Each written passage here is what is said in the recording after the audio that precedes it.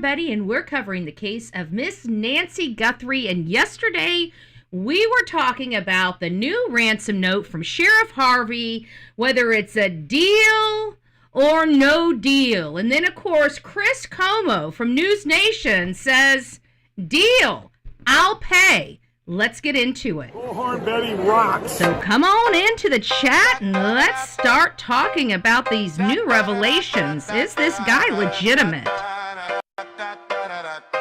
Coffee steaming, files on the table. We clocking early, hunt what's unstable. Bullhorn Betty on the curb, voice raised. Flip-flop queen with the homemade phrase. Notebook thick, got the screenshots flag. Names in red ink, every rumor, every tag. Late night live stream, screen glow on her face. Truth in her throat, got a lawman's pace. She don't blink when the threats roll through. Come see me, she says, if you think that's cute. Bullhorn Betty in the coffee club. We hunt bad guys till the sun comes up. From the front porch steps to the courthouse rug. We fighting for the ones that they gave up. Bullhorn Betty in the coffee club. Sip that truth from a styrofoam cup. From the quiet streets to the madhouse buzz. We ain't letting go till we get that justice.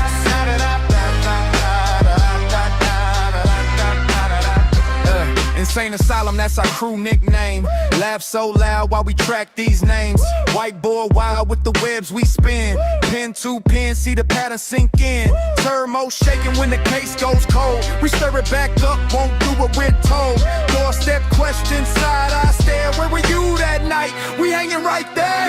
Bullhorn Betty in the coffee club. We hunt bad guys till the sun comes up. From the front porch steps to the courthouse rug. We fighting for the ones that they gave up. Bullhorn Betty in the coffee club. Sip that truth from a styrofoam cup. From the quiet streets to the madhouse buzz. We ain't letting go till we get that justice.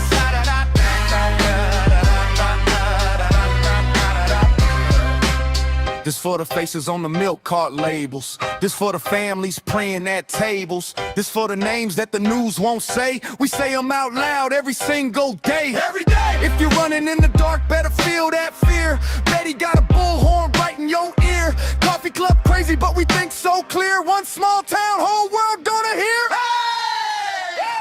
Bullhorn Betty in the coffee club. We hunt bad guys till the sun comes up. From the front porch steps to the courthouse rug. We fighting for the ones that the day gave up. Bullhorn Betty in the coffee club. Sip that truth from a styrofoam cup. From the quiet streets to the madhouse buzz. We ain't letting go till we get red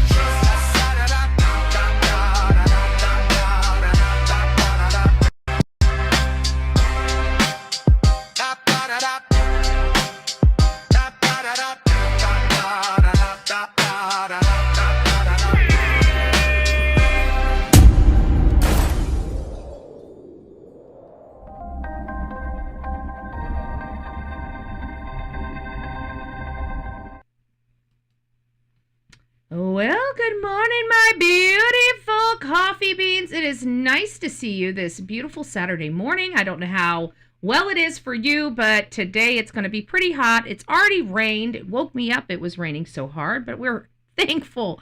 I can tell you in the state of Florida, we are absolutely thankful.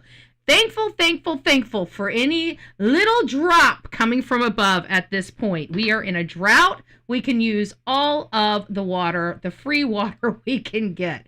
Anyways, guys, it's nice to see you. We're covering the case of Nancy Guthrie. We've been on this case of the ransom note. The ransom note has reared its ugly head, in the last week, and people are really scrutinizing this ransom note. Some people from law enforcement believe it's legitimate and that this is worth taking seriously, while others think this is hocus pocus, a red herring. We have been balancing this. You guys know my position, and I've kind of, in all fairness, I haven't entertained the possibility of it being a legitimate note.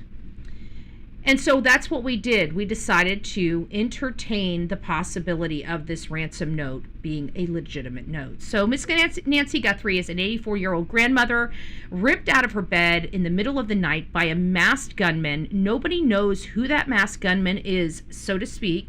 And we have never seen Miss Nancy Guthrie ever since January 31st, when she was eating dinner with her daughter, her son-in-law, and their child. So this has been very perplexing. Many people call it a bipolar case because we also have Chris Nanos in this case, Chris Nonad's criminal sheriff out of Pima County, and he's just caused such... he just added so much insult to injury in this case, in all fairness. I don't know any other way to describe it other than that. So we're going to be talking about this. We're going to be talking about Chris Cuomo stepping up to the plate saying, hey, I'll pay. You need some money? Mr. Ransom guy, I'm Chris Cuomo. I got what you need over here, okay? Why don't you reach out to the big dog? Why don't you reach out to the big dog? That's what he just said. Don't be listening to those little people over there on TMZ. I got you over here, bro. Reach out to the big dog. Reach out to the big dog. That's what Chris Cuomo's saying. So let's get into it. Melanie, it's nice to see you. Good morning. Lisa, it's always nice to have you. Good morning. Our friend, the Ruby Pearl Glamper. It's nice to see you. We haven't seen you in a while, so I'm so happy to see your name popping up. So good morning. Rue, it's nice to see you. The Real Me Too up in the chat. Lisa Ann, Denise, hello. Mary, it's nice to see you. I think I said hi to you. Melanie, Jonathan, good morning. Angela, it's nice to see you. Little Orange Man, well, howdy. West Virginia, holla, girl. It is nice to see you. Love you back, girlfriend. Weather Junkie, Jewel, Frank it up. Leanne, it's nice to see you. Da Boss, Bish, it's nice to see you. Come on in, folks. Oakley's up in the chat. Holy smokes. Hello, Oakley. Barbie, Summery, it's nice to see you. Good morning. Eric, Carla, it's nice to see you. Who else do we got? I know I'm missing a few people up here. McBriggs, it's nice to see ya. Good morning. Bluegrass, Gran. Hello, love. Lisa. Hello. Who else? The Real Me Too, we gotcha. I think we hit the bottom of the line. If you're here for the first time, don't forget to hit that thumbs up button. Don't forget to subscribe. We try to go through all of these cases, and I pretty much say the things that you're probably thinking that you're too embarrassed or just would not say. You're too polite to say it. Well, Betty is not. I'm just saying. That should probably get a clappy. I think we should go with a clappy. Maury, it's nice to see ya. Yo, mama. It's nice to see ya. Gail, Claudia, Tracy, Captain Kid. Hey, y'all. Michelle, Pretty Little Clues. Hey, it's good to see ya. Good morning.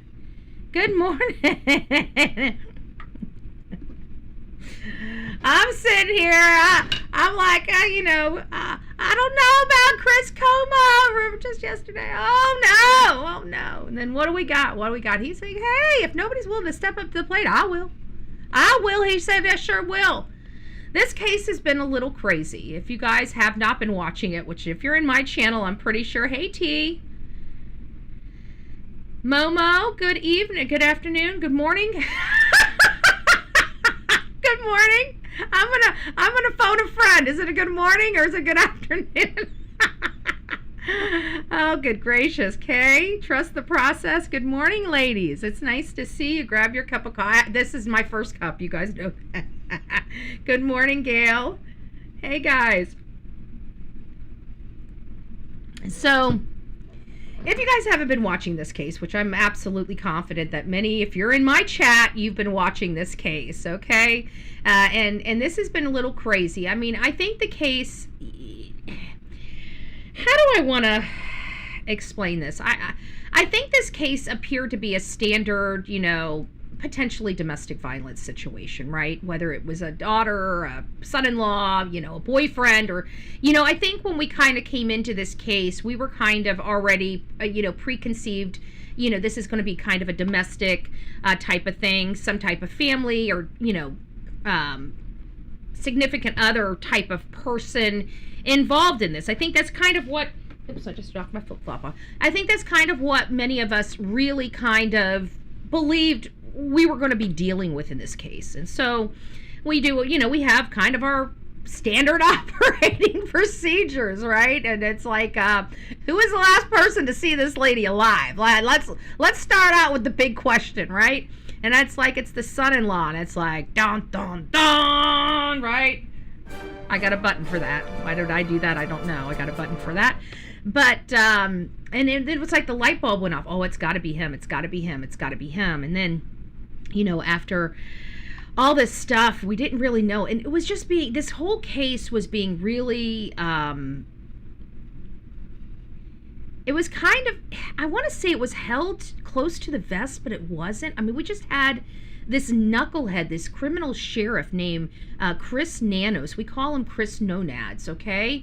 And we wanted to be disrespectful. We're intentionally being disrespectful by using that language, when we're referring to him, because we don't like him. He's a bad cop.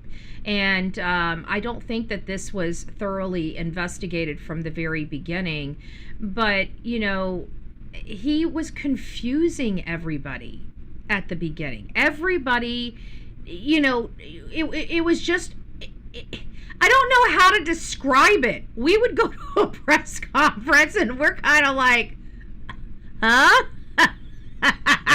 I really don't know how to describe it other than that. We go to this press conference, right? And the press conference was, by the time you left the press conference, you were more confused than you were going in there. And then by the next press conference, he's like, I can't, I'm not used to being held accountable to my words. And we're like, huh? Like, these press conferences are going from bad to worse. None of them have poor Miss Nancy Guthrie, in a photo behind him. If you guys know anything about the true crime genre, we kind of have requirements for everybody, okay? We have standard operating procedures for our law enforcement. We have standard operating procedures for our victims. We have standard operating procedures for our assailants. We have standard operating procedures for our victims' family and friends. Like, we expect certain things, and if we don't see those things, it's not saying that they're guilty or anything, but it does raise our eyebrows, because the people kind of act, I don't care what they say in court, people typically act the same. I can guarantee you stub your toe here in America, you're going to be crying. I guarantee no matter what country you are on the other side of the world, if you stub your toe, you are going to cry. Okay? You don't have to have the same language or understand anything, but you see tears coming down somebody's eyes, you know they're in pain.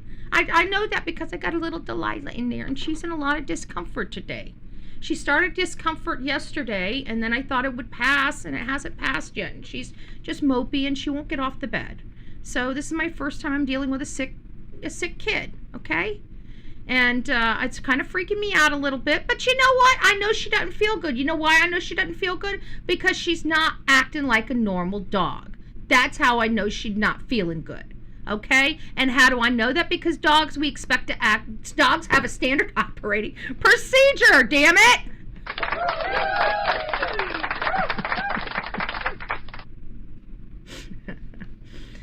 So when we see this, so we're starting to get a little butthurt, about a lot of different nuances in this case. We're getting butthurt about law enforcement. Chris Nanos, he confused us at the beginning.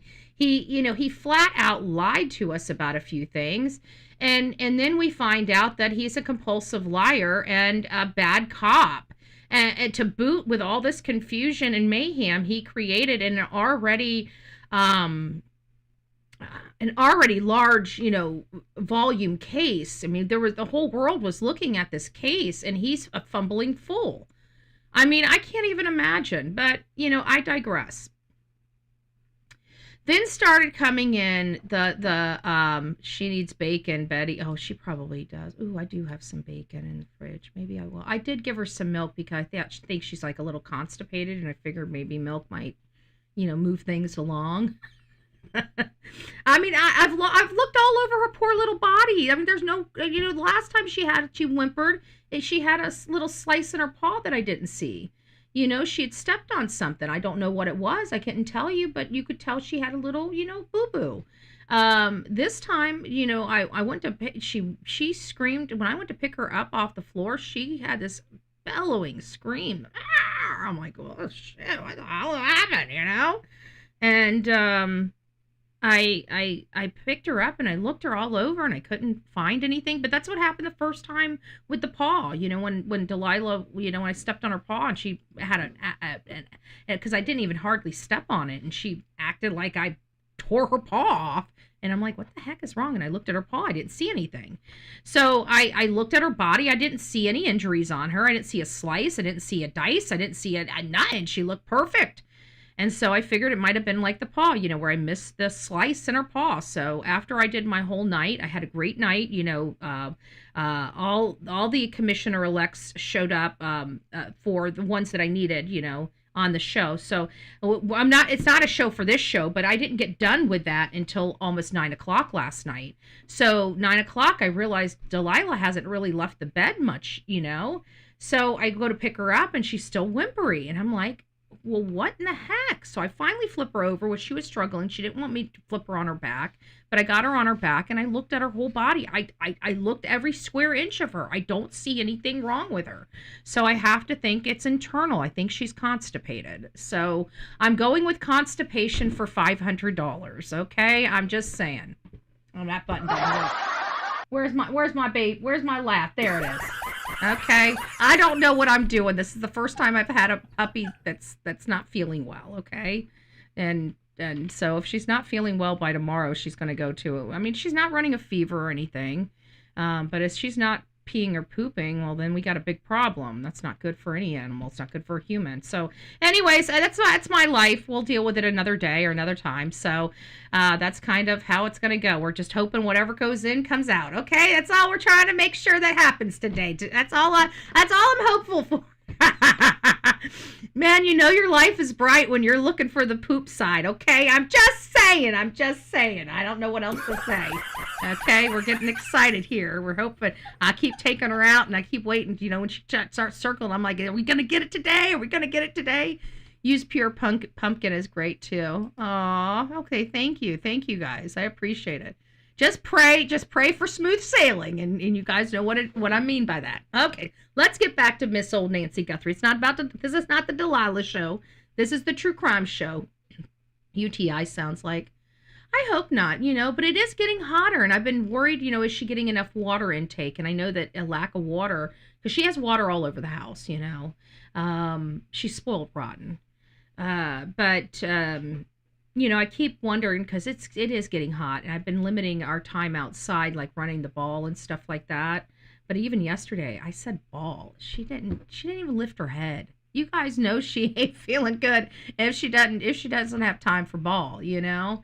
So anyways, hopefully today we can get her out, get her running a little bit, get her stretched out and get her some sun, you know. We'll see what goes on after we get through the show. So I appreciate all the love and support for her. She'll be fine. She'll be fine. It's just a tummy bug, I'm sure. Tummy bug or you know, a pulled muscle. It's got to be something, which it can be both, you know. And she is a small dog that likes to get into things, likes to jump up and jump down. This channel is growing so beautifully. Aw, thank you, Jade. It's nice to see you. I hope you're doing well. All right, guys. So let's get into this because we kind of did the, you know, I just can't handle any more TMZ ransom notes. I just can't. Okay. I'm sorry. I'm not going to cover them on the show. We're not doing it. Okay. I'm not going down this rabbit hole again. I don't believe them. I definitely don't believe the last ones. You know, Sheriff Harvey even said, well, just send me a picture off the phone. Since it's so easy to go get, I'll send you the money. They declined. He says, I'll send it to you, right? So he's saying a deal, but with contention. You know, I have a contingency fee or a contingent item on here. It's contingent upon this, you know? So, but, you know, Chris is like, no, bro, I gotcha, man. I'm the big dog. I'm daddy. That's the Sheriff Harvey. He's a joke, but I'm daddy. So I got you. Let's listen to what Chris has to say. It sounds like he's dangling the carrot. I think he knows that this guy came back around because they heard Harvey was actually entertaining paying, and he's like, wait a minute, yeah, it's a few. I'm on a national channel. I'm on News Nation. We got it, bro. Come on over here to Papa Cuomo. Okay, Cuomo. I should probably say he's probably gonna want to beat me up if I don't say his name right. Good gracious. Don't want to trip. Don't want to trip. But let's check this out. Let's check it out. Let's come to Big Papa. The email to the FBI. Whoever the person is, send it to us. Let me see what the price is. If I think we can swing it, I'll pay you for it. And let's see if we can get something for the family. Let's bring in criminologist and behavioral analyst Casey Jordan and former Ariz. He ain't playing. He dangled that carrot stick. Let's watch it again. Let's watch Chris. He dangling. He dangling the carrot. He's like, call me Big Papa, right? TMZ, I don't know what they're going to do. They forwarded the email to the FBI. Whoever the person is, send it to us. Let me see what the price is. If I think we can swing it, I'll pay you for it. If I think we can swing it, are you kidding me? It's News Nation. Of course you can swing it. But hey, I mean, we need the information free flowing to us. Come to Big Papa. So if you are the second ransom note writer, you got big pockets over here. Chris wants to pay you. He wants to pay you. He wants to be your sugar daddy. Let Chris be your sugar daddy. He's saying deal. He's like, you know what? This ransom note, it's pretty sexy. It's sexy. Oh yeah. Call me Big Papa. There you go. Call me Big Papa. I wish we could bring Biggie up here. It would shut my channel down, right? It would shut my channel down. Daddy, is that you? I love it. So, anyways, I thought this was great. But you know what? There's still somebody that's kind of on the realm, the same kind of mindset and path that Chris McDonough has been on, kind of like, this is one of the criminals around this county. This is like not a highly sophisticated guy. And somebody's circling back to the burglary. Maybe this is just a burglary that went afoul. And everybody's like, really? You think it's the burglary? And she's like, yeah, I kind of do. I don't know. We're hearing that there's multiple people, and of course, these are all things that are relatively available out in the public. And, we're going to hit a little more on that because this is what's making me this ransom note so unbelievable. And we've never really got into it. I told you guys I'm really not dealing with it. I told you about the statistics of it.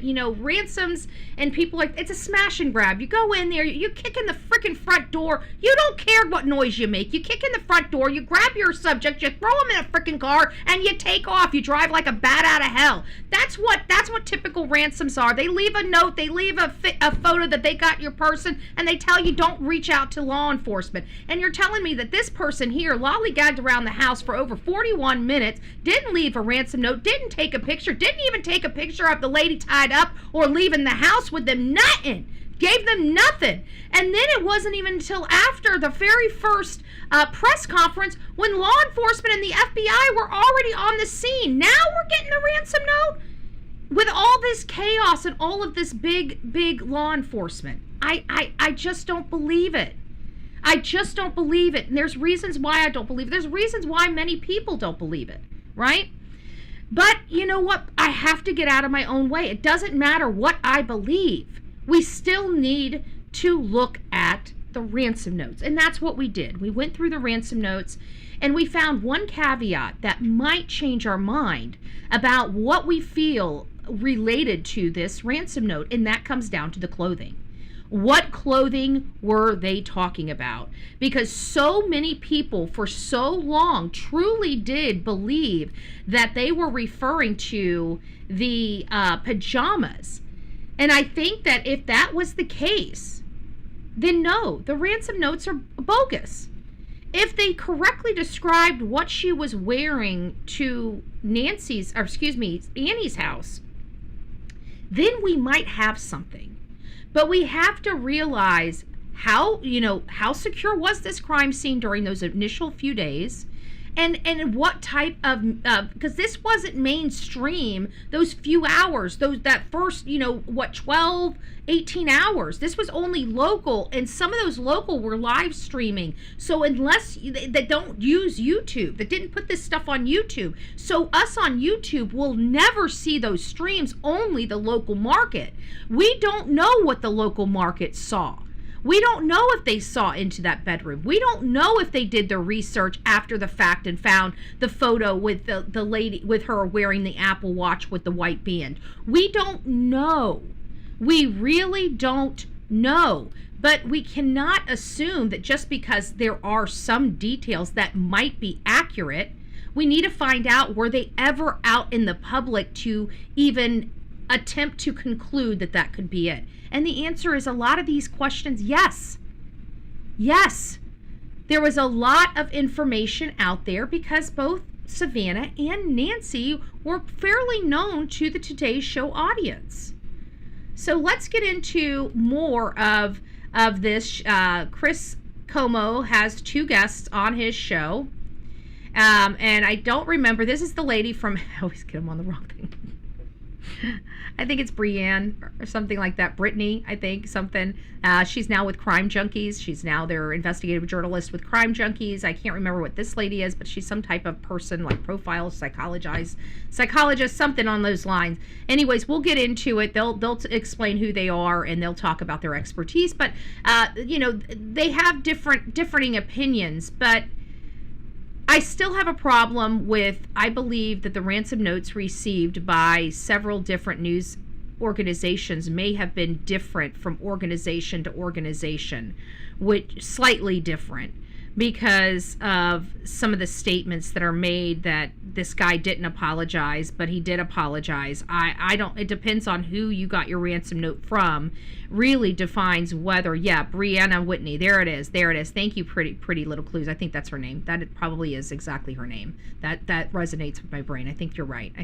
Pretty little clues. But let's just get into it and let you listen to this. Brianna Whitney. There it is. Yep. Who is very key here. She is the reporter. I think they already told the first. And former Arizona. No. Who is it? Sorry, guys. I want to get the first lady's name. If I think we can swing it, I'll pay you for it, and let's see if we can get something for the family. Let's bring in criminologist and behavioral analyst Casey Jordan and former Arizona. Okay, her name's Casey Jordan. I wanted to find out who her name was, because we're going to be referring to her, and I prefer to say, Casey and Brianna. Arizona TV reporter Brianna Whitney, who is very key here. She is the reporter for the Crime Junkie podcast, and she is the one who says she's... But she was with Arizona Family at the time of this ransom. I want to clarify that. She is with Crime Junkies now, but she was with AZ Family up until, I think, maybe a month ago. She's just taken on this new role. Saw the note. Good to have you both, especially on a Friday. Brianna, thank you. And just to make it really clear, which you already did, by the way, but there is no controversy as far as what you saw and understand was in this note. They said that Nancy Guthrie is no longer living, yes? Correct. Yeah, without a doubt. Okay. All right. Because I know you've never been anything but clear, but there's this silly controversy that I think is more clickbait than anything else. First of all, Casey, what is the best reason why what I'm suggesting is not the right thing to do? So, as you guys know, he's trying to be Big Papa, right? And now he's going to be asking this lady, why do you think I'm wrong? Should I not be doing this? Is this wrong for me to be doing this? And why? And she's going to express that she thinks that this friend, don't forget our goal, listen to our goal. This is, if you guys would like to support the channel and answer the goal, it's, this says teal. I didn't mean for it to be on teal. I meant for it to be on any nomination. I think it just defaulted to teal and I didn't change it. Sorry, guys. But it just, does this alleged abductor friend really know where Nancy is? Yes or no? Or is this just another opportunity to cash in? Those are the questions. If you'd like to support the channel and like to answer the question, please consider doing that. Otherwise, just put your answer into the chat, right? Because at the end of the day, this guy is saying, or this gal, some people are saying that, that I've heard reports from some experts believing that this associated friend that doesn't have anything to do with the abduction just knows these people and knows the details of where this person is, right? And has this secret phone. that Sheriff Harvey was talking about yesterday. We got a secret phone and a secret stash, and he's like, well, can you go to the secret stash, get the secret phone, and take a picture of me before I send you the money? And the guy's like, nope. Like, this guy is not legitimately real. It makes me, I don't want to laugh, because I know that every time something like this happens, it hurts the Guthrie family. Even though we don't, we have questions about the Guthrie, her children, right? And we've spoken about our disdain, but at the end of the day, we're still civilized human beings. We can still feel pain, that this is their life. I mean, especially if they had nothing to do with all of this. I mean, certainly we as human beings can understand the pain that this must be causing, certainly. Thank you, Jima. And we don't like to inflict unnecessary pain on people. Merely talking about their case certainly could, if they came across it and they don't like the commentary, it could be hurtful, right? But they can change the station. They don't have to come here. They don't have to watch. It's their decision. But at the end of the day, these ransom notes aren't their decision. Those ransom notes are going to have to be provided to them, and ask them if they know who this could have then this is more, this is more hands-on when evidence starts coming in and you have to approach the people and talk to them about it. That's where the pain and the anxiousness and the stuff comes in. I mean, I can't imagine not being able to see my mom, and some stranger that I don't even know telling me my mom's dead. I mean, that, on any type of human level, that's got to be pretty excruciating if you had any relationship with your parent. I mean, even when you don't have a relationship with your parent, I mean, something like that would be hard to digest, because I mean, it's just human nature. Just a cash grab. Oh, thank you. You're sweet. Don't forget about Sonia. Sonia has some Bullhorn Betty swag. If you guys order $100, it doesn't even have to be $100 worth of Bullhorn Betty stuff. You just have to tell her you're part of the coffee club. You can buy cups and stuff for your family and friends, and just get really clever and creative. She also has the whole embroidery stuff. But any order $100 or more, you get the free Bullhorn Betty swag. So, and that's a drawstring backpack, one of those, what do they call them, lanyards around your neck, and then of course a Bullhorn Betty writing pen. Do I even have any here? I think I took them all with me yesterday. I don't even have any in front of me. So, and a Bullhorn Betty pen. It's like a $45 value. So hit Sonia up if you have any type of family reunion, or you just want a cute gift for somebody special. So it's nice to see. The ransom note for real. They would have made sure the person who paid got it, not sent. That's it. That's it right there. I think we all kind of feel in that mindset. That's almost what we said when the first ransom letters were starting to come in. As soon as they started going to TMZ, even when we heard the first and the second letter went to TMZ, we're like, okay, well, this is a joke. Like, who the hell in America would send serious stuff to TMZ? Like, nobody ever.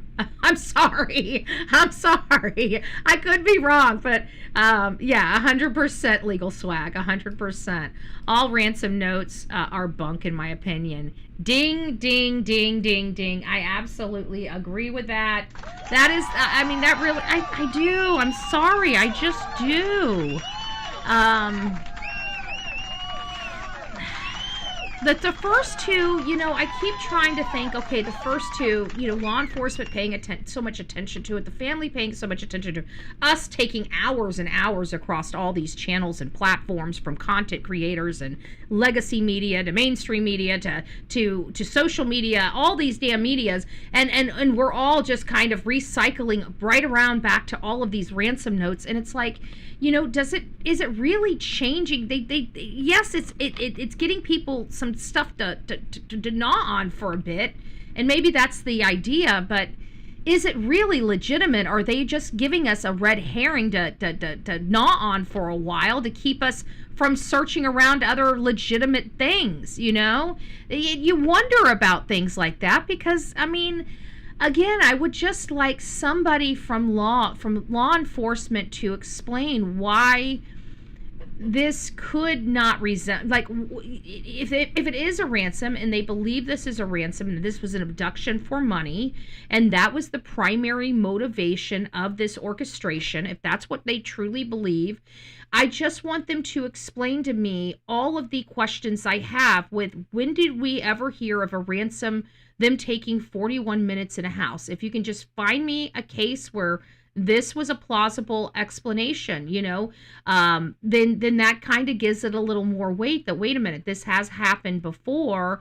and this is what the outcome was and who it was, right? That's kind of where we're going with this idea, is trying to get to who committed that particular crime, maybe help us, lead us to who may commit this type of crime.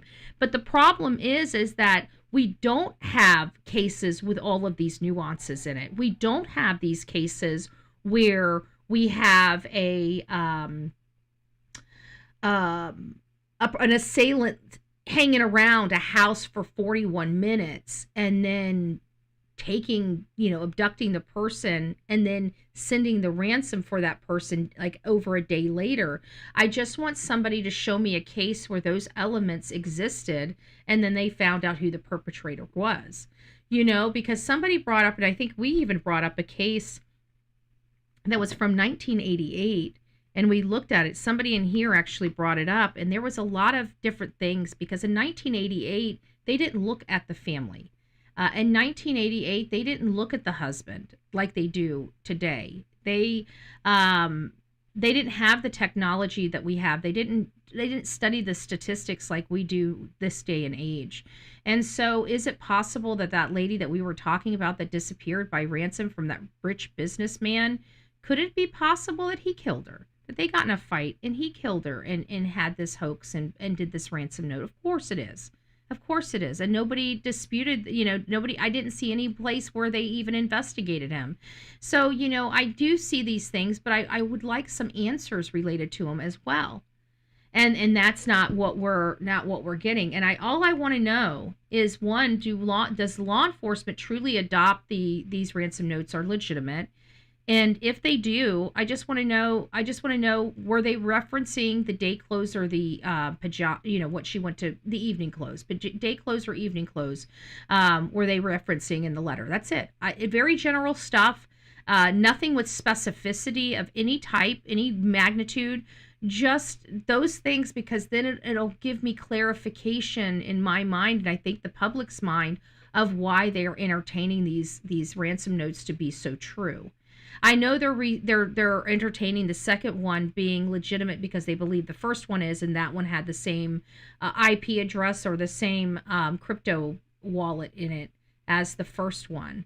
I think it's the IP address though. But either way, you see that, and not only that, but there was a few other people that I think TMZ received ransom letters that tried to piggyback on these other ransom letters or try to act like they were the same assailant when they were not, and they haven't really released that either. But there's something not right with these ransom notes, and for people to keep adopting that they are legitimate ransom notes is a little frustrating for me, because nobody has really explained why they believe that, with all of these nuances that are saying that it most likely is bogus.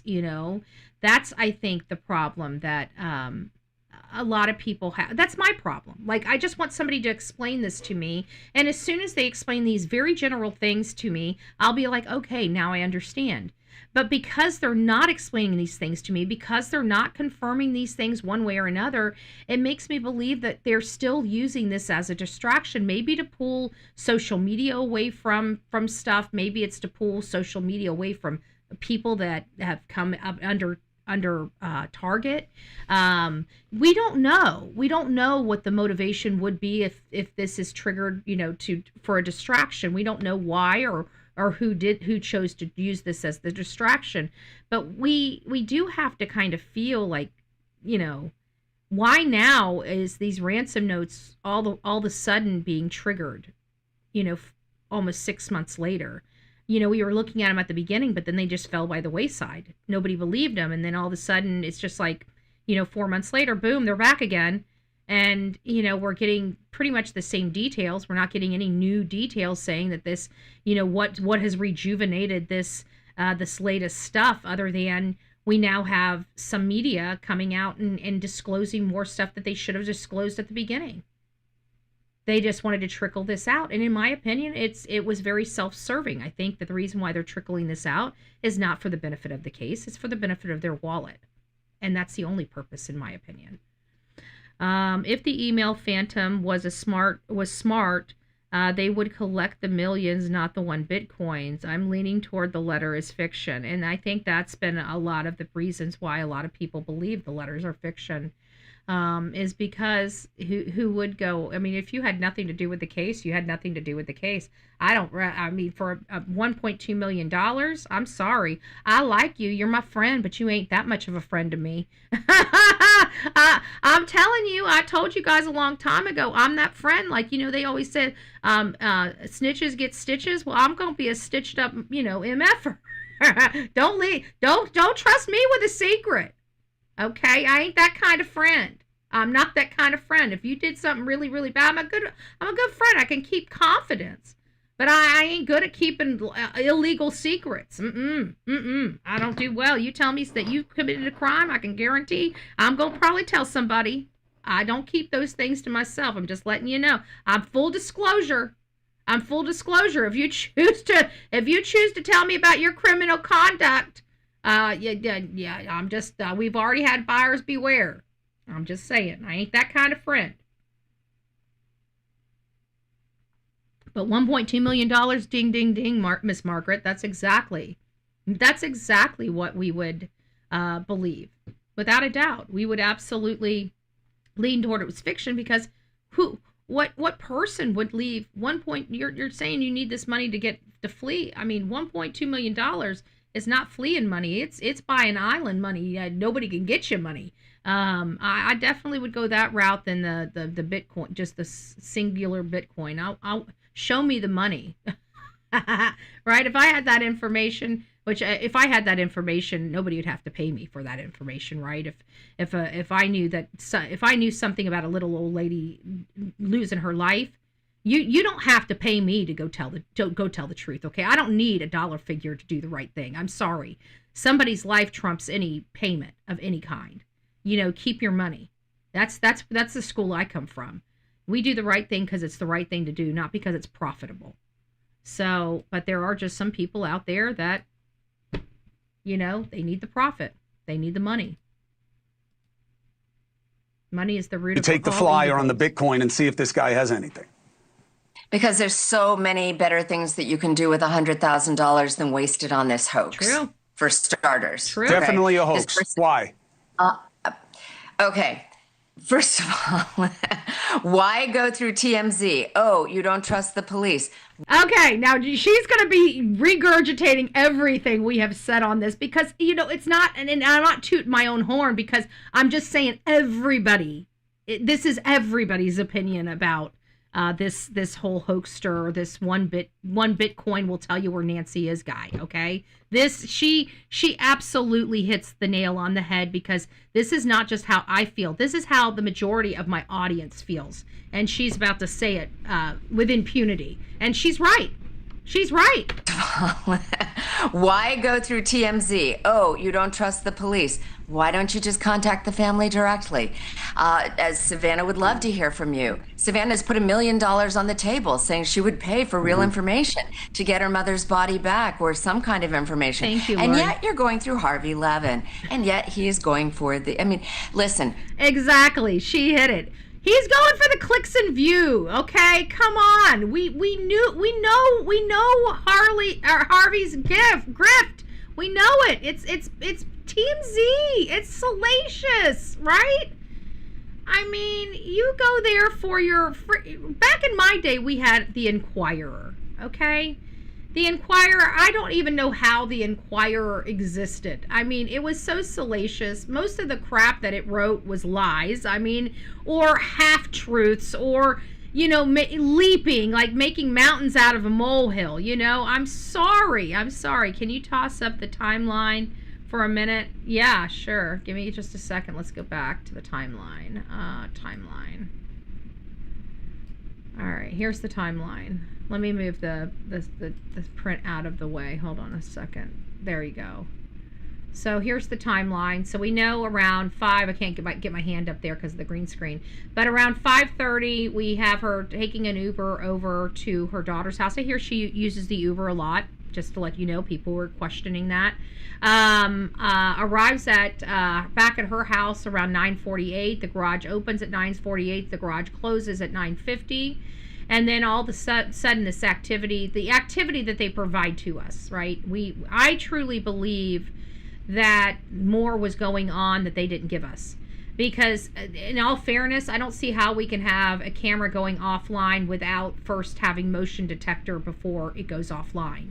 Okay, so there's a lot of things here that I don't know. Like I don't have any concrete evidence or proof or can say factually of this. The ransom notes are just for the money, in my opinion. I agree. I think so. But you know, right here, I just feel like this is just what they want us to know. I think that there was a lot more movement picked up in and around that house on this evening, maybe even earlier in the day when she was at Tommaso's. Okay, we're getting very limited. We don't know how long this guy was here. Hey Goya, it's nice to see you, love. Pebbles, Jez, it's nice to see you. Frank it up. I think I said hi to you, but I can't be sure. YouTuber, Yacht Clubbin', it's nice to see you. Oma reminding us, don't forget to hit the thumbs up button. So don't forget to hit the thumbs up button, guys. I appreciate you. We got 354 people, and it looks like we only have 140 thumbs up. That hurts my heart.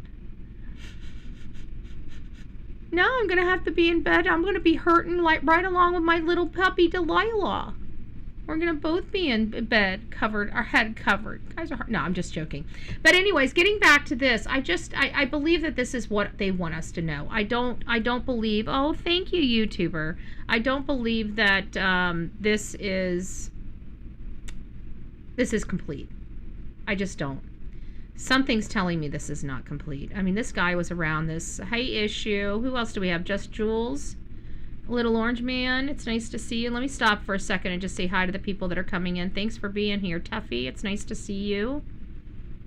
Pebbles, the mod, Sonia, the real me too. I don't know if I said hi to all of you guys. Linda, good morning. Did I say hi to you, Momo? I think I did, but I can't be sure.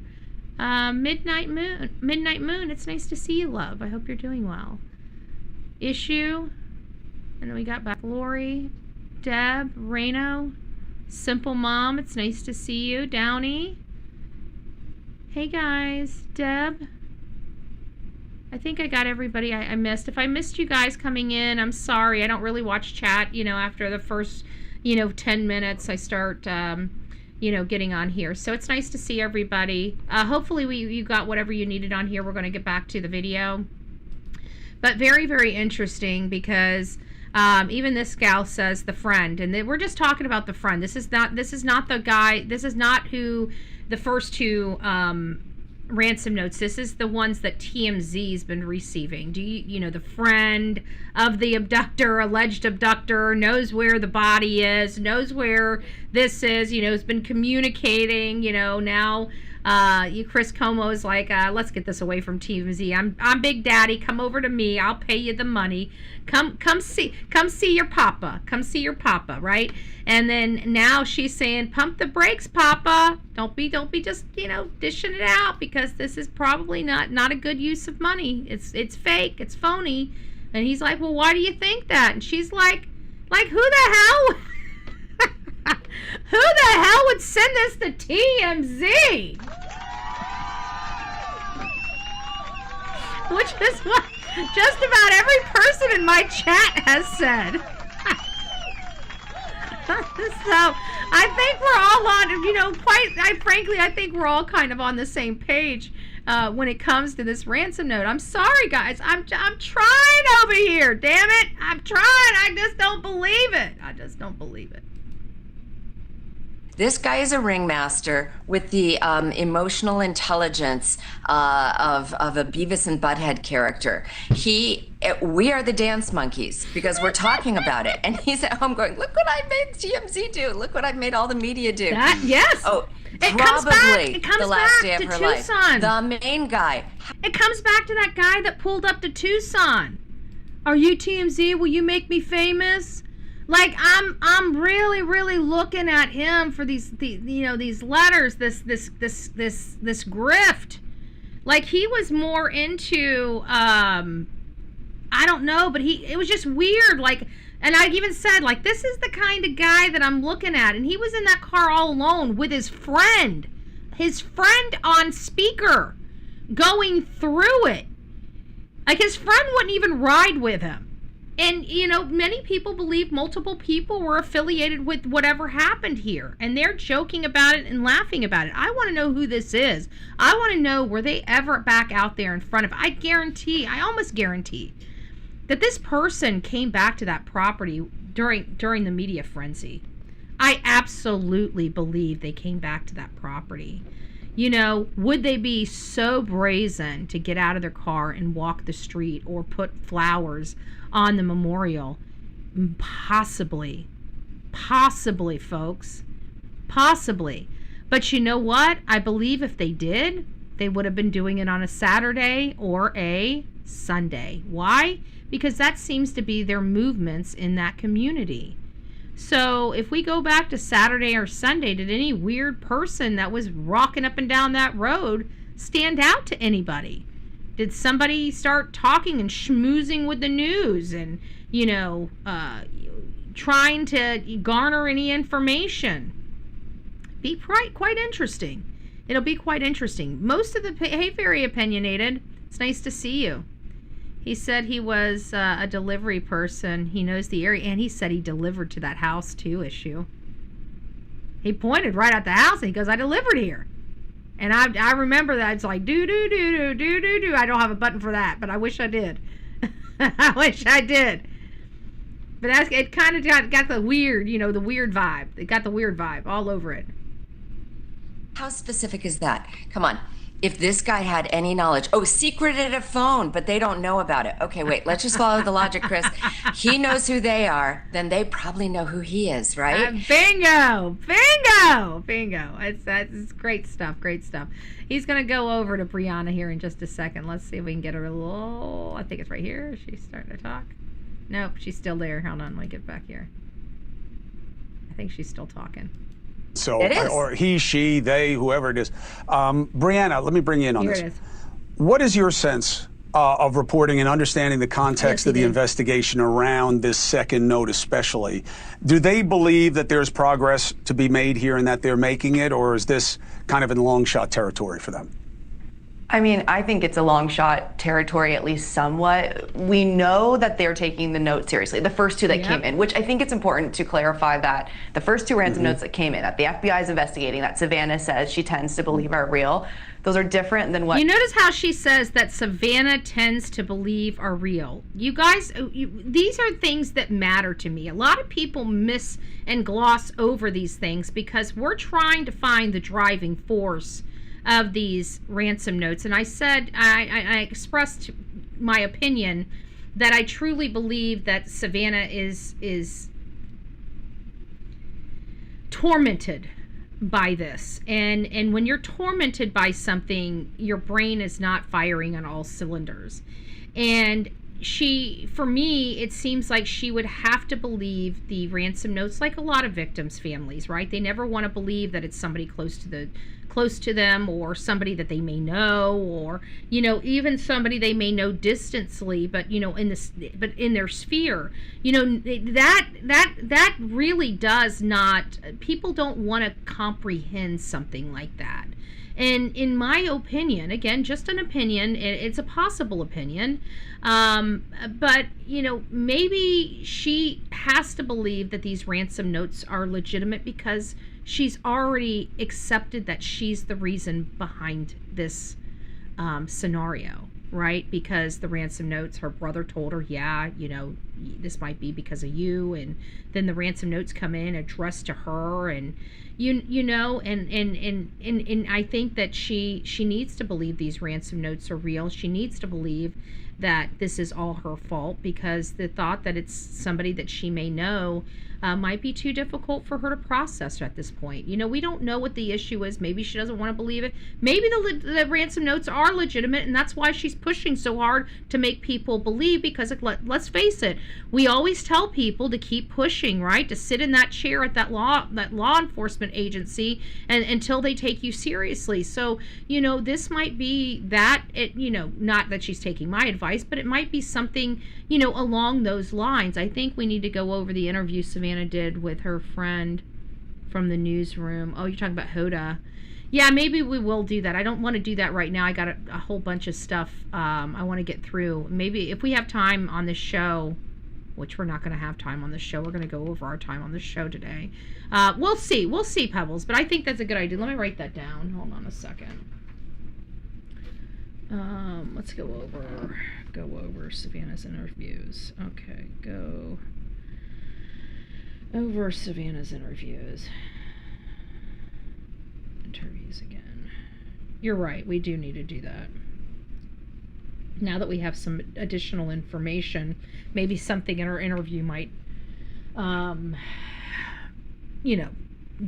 loosen something that we forgot about. You're right, we do need to do that. So I've got it on the list. Maybe we'll do that if we can do that in this show, but we'll have another show later today, because I'm not going over to Laura's because Delilah's not feeling well, and I don't want her running around, especially if she's having some discomfort. So we're staying home today, so I'll be running a full day today. What TMZ is referring to right now with the emails that are coming in. And I think people are getting those confused, because it is confusing. It feels like there's a million notes coming in from every which direction. But these first two notes, we know they're still under investigation. And Savannah was pretty clear. So these first two notes, that means the other notes are not under investigation, which I find a little bizarre. Why aren't you going after this doofus that sent like a frickin' 24 ransom notes, right? Wanting a Bitcoin, knowing everything about this case, but every time he has an opportunity to prove that he is legitimate, he doesn't do it. So I just don't buy it, but it does come back, to the first two. She's saying they're still under investigation, so they're still on the table as possibilities. That means they have not sourced those notes, they have not found the individuals that authored those notes, and they have not been able to authenticate those notes. And that's very, very important, because without the authentication of those notes, they can only be a lead at this point. They can't be legitimate. They can't be. We can speculate one way or another, but there's no way of telling at this juncture. That's what I'm getting. Can someone tell me why they picked the one blue shirt for the dog to get a scent? I don't know. She wore it to dinner. That might be, what, that is a good perspective, because they left that outside too.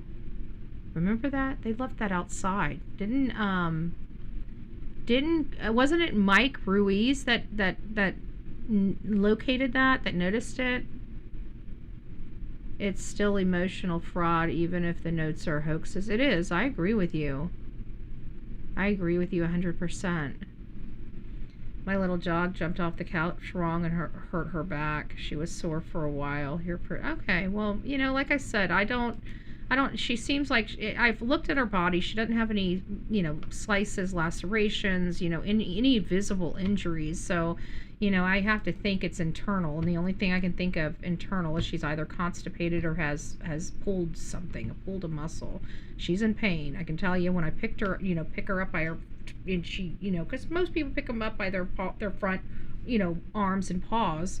And and let their body kind of dangle until I get them up. I mean, I do that all the time, and she just that little movement. I put her on. The minute I got her, not like her feet off the ground this month, she started screaming. I'm like, what the hell is wrong with you? That scared me. So I ended up scooping her up instead of pulling her up, and I took her into the bedroom and rolled her around, just to see what I could find. I thought maybe she might have a sand spur in her paw, or, I just didn't know. But she's in discomfort.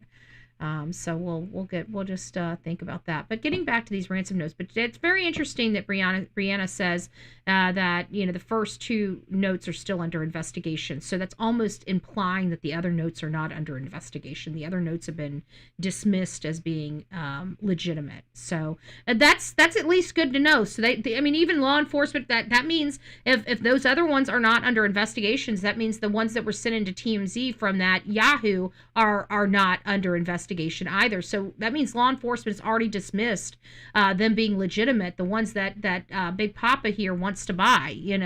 I think just by that statement from Brianna that kills his purchase of this, because even law enforcement's saying it's not legitimate according to the news guy. We haven't heard him say it personally. In her interview to Hoda, that she believes that these are real. And I think it's because of the verbiage that was used. I found them to be very interesting in just the way that they're worded. Like she perished shortly after she was taken. We didn't intend to hurt her. Nothing you could have done would change the outcome. We're truly sorry. And the way that these two notes kind of played off each other, you would think or would know that the first one that came in was written by the same person for the second one. So to me, when that came in the first week in the investigation and we saw it, that's where it kind of felt like things stopped. Like we haven't had true, real progress, like evidence that we know the FBI is investigating since these notes. And if they're true, that was kind of the end of it, because they couldn't provide any proof of life at that point. So I think that's kind of the reality of this. I think they couldn't provide proof of life. I think even at this point they would have taken proof of death, like her being in the shallow grave. It's as horror as that would have caused the family. At least they would have had closure. I mean, that's what I have to think, that the second ransom note. Or it wasn't even a ransom note. From what we're gathering, it was more of a oh shit note, It was an oh shit factor note. Oh shit, what have I done? Note. That's what it sounds like. And, again, according to that second note, it would have basically implied that she would have died even before the first note was authored, but they still authored the first note. They didn't have this empathy. They didn't have this concern that she was dead. But if the author of the first note is the author of the second note, and the second note's this empathy-driven, I'm so sorry, we didn't realize that her condition was so severe. She died shortly after we abducted her. So she would have been dead by the first ransom note. So they didn't have all this empathy and sympathy in this first ransom note, but they have it in the second ransom note days later. And it goes into this whole situation where if the money was the motivator, then why in the world would they give up so easy on the collection of that money? Nobody knew she was really dead. Nobody knew she had perished. Why didn't they keep the con going until they got their payday? This is empathetic abduction. Yeah, maybe. I watched a gentleman on Brian E. podcast yesterday. I wonder what he said. What did he say? I honestly don't believe this was because of Savannah. I think this was because of, this is just another distraction. My oldest sister and I agree. We are usually right. Yeah. That's what I think. I think because, I mean, even the descriptions from news organization to news organization has been skewed slightly. You know, nobody's really given us a consistent answer on these ransom notes. So I think at this point, it's important for them to release the ransom notes from all the agencies, so we can look at them for ourselves. And if there's information that has not yet been released to the public, redact it. Put a big black box over it. Problem solved. I don't want to hear all the excuses. Oh, we can't do this. We can't do that. We're only privy to this. Block out all the crap that we're not privy to, okay? And put it out there. I'm sick of the tap dance. I'm sick of this dragging the crap out for maximum, anticipation, for maximum views. I'm sick of freaking mainstream media. I'm tired of it. Put the damn notes out. You're not beholden. You have no court order forcing you to keep those notes to you. You have no we are protected under a First Amendment for freedom of press that allows us and protects us, our sources. Put the damn letter out there. Jesus. Excuse my language. I shouldn't have said that. Jeebers.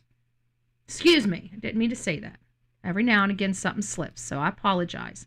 But, I'm tired of the tap dancing.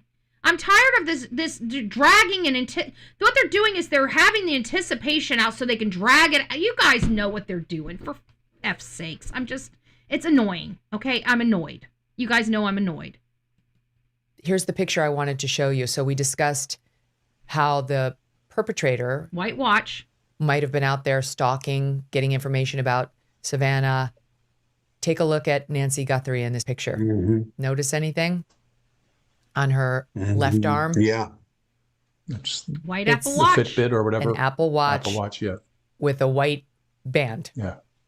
Apple Watch with a white band. Not for nothing, but you can see Nancy's skin. This happened. What I like about this, now I don't really have a lot of nice things. Megyn Kelly, again, just like Ashley, they are BFFs, whatever. Megyn Kelly's usually political. I guess she's making the cross because maybe it's more profitable being in true crime. I don't, blessed no. I don't know why they start encroaching on us. Like, they're not successful. This is what pisses me off. I was thinking about this today because, I do accept these people when they cross over. And maybe I shouldn't because, let's face it, these are the same people that used to lie to us day in and day out on mainstream media. And now what? They're on social media because social media has a better reputation than mainstream media does now. So I don't, maybe I'm getting a little, maybe I'm getting to, I don't know. But I really don't have a lot to say about Megyn Kelly, as many of you guys know, for all the political reasons that you guys can muster in your brain. But at the end of the day, this particular stream is decent. She does hit all. She shows a lot of receipts on here. And you know what? She paints the picture like I've been saying, but I haven't had the receipts for, right? That I believe that these people did, that the ransom came too late and they had plenty of time to research the facts before they started, putting stuff in there that sounded believable, such as a Apple Watch with a white band, right? So this is, the kind of stuff that people, if they want to manipulate you or make you believe something or stalk you or whatever, they go through all your photos, they look in stuff. And now with the advancements of AI, even though AI has just been kind of taking hold here in the United States, usually all these things that come to the United States are utilized in other countries long before they ever get here, believe it or not. I know people don't want to believe that, but there's other countries that already have AI that don't have any type of safeguards in their AI or their AI programs that are in their countries, and they can throw this stuff in AI and it can spit out a lot of different stuff to them to bring. And I know I see somebody talking about her cane. Cat Lady says, was her cane in the house? That is a question that was asked. What about this cane? And to be honest with you, when I was watching this program and he asked and Megyn Kelly was answered, she's like, I don't think anybody, and she was absolutely correct. Nobody has said one way or another whether or not the cane was left behind. We heard about the car, the keys, the purse, the wallet, but no cane was discussed. And that leaves me to believe, if there was no cane discussed and all of this time, 6 months later, no cane has been discussed, there's a reason why no cane has been discussed. The cane may go to the integrity of the investigation. The location of this cane may have gone to the integrity of the investigation. So we will circle back if we hear anything, but so far to this point, we heard nothing, absolutely zero, about Miss Nancy Guthrie's cane. So that's going to be another important part, might be a clue. Happens sometimes with the elderly. With her skin looks almost purple from the mid forearm down, just underscoring that she was a fragile old lady. This is 2023, so 3 years before she would be abducted.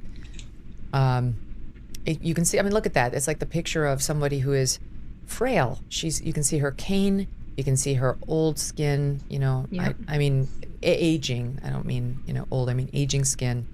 Obviously a circulatory problem, because you can see the blood is pooling down on her extremities, and you can see the watch. So it's telling from a number of perspectives. Now, the CBS.com report said that the perpetrator described Apple Watch with a white band on the floor of her bedroom.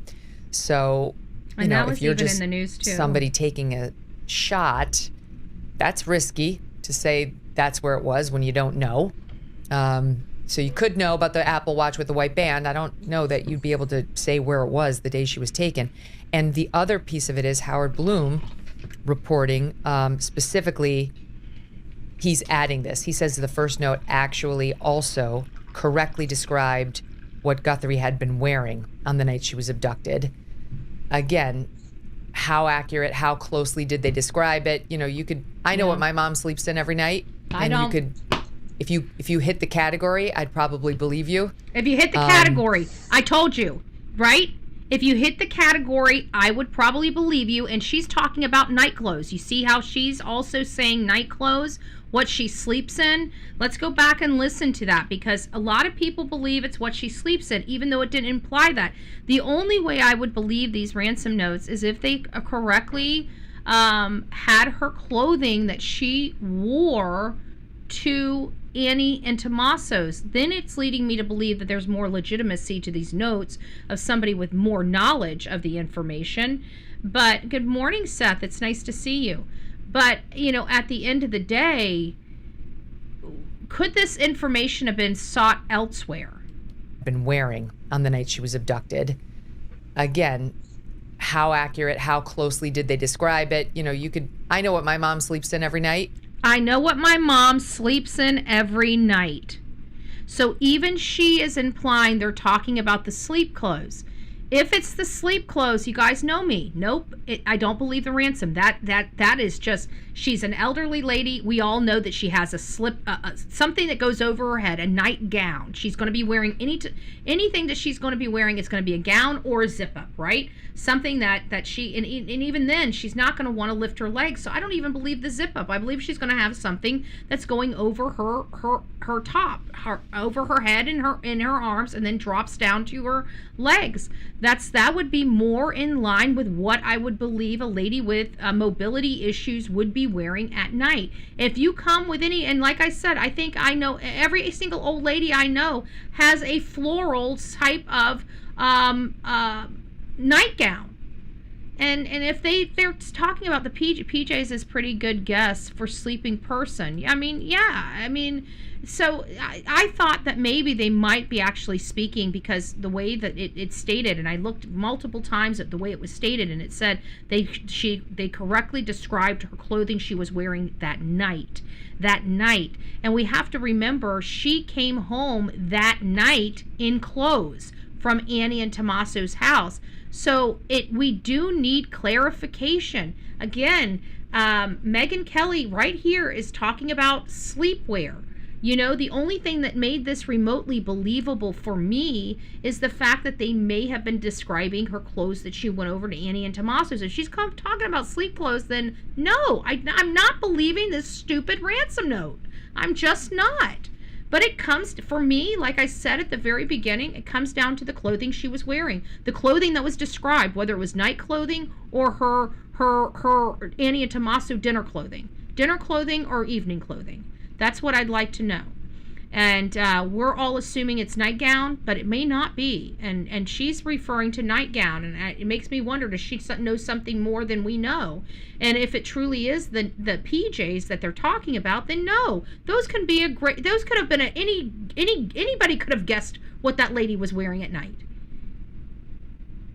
Anybody could have, and we don't even know. You know what? As a matter of fact, They probably went through all of her photos. They probably seen what type of pajamas she's had from several different photos from years ago, and probably just had a lucky guess, because this person seemed to have gone through photos. Everything that was correctly described was observed in different photos. So I'm just saying, you know. And you could, if you hit the category, I'd probably believe you. Right. If you hit the category. But if this person actually said, it was like leopard pajamas and that's what it was, you'd believe him. Like the FBI knows how close this guy came to the mark. And again, Harvey, who's been in constant contact with the FBI, is reporting that the FBI believes the first two are authentic. Savannah, constant contact with the FBI, believes the first two notes are authentic.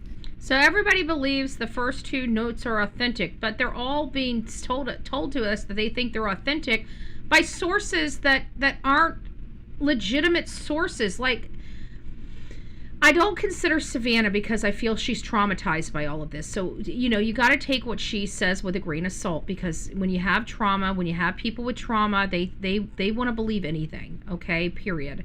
And it just is. It's just part of the thing. I'm not trying to be disrespectful. I'm not trying to, it just is what it is. So, it's hard for me, but the FBI, and the FBI is telling Harvey Levin with TMZ that they believe, but no other news organization, like all these other news organizations, are getting what Harvey's saying.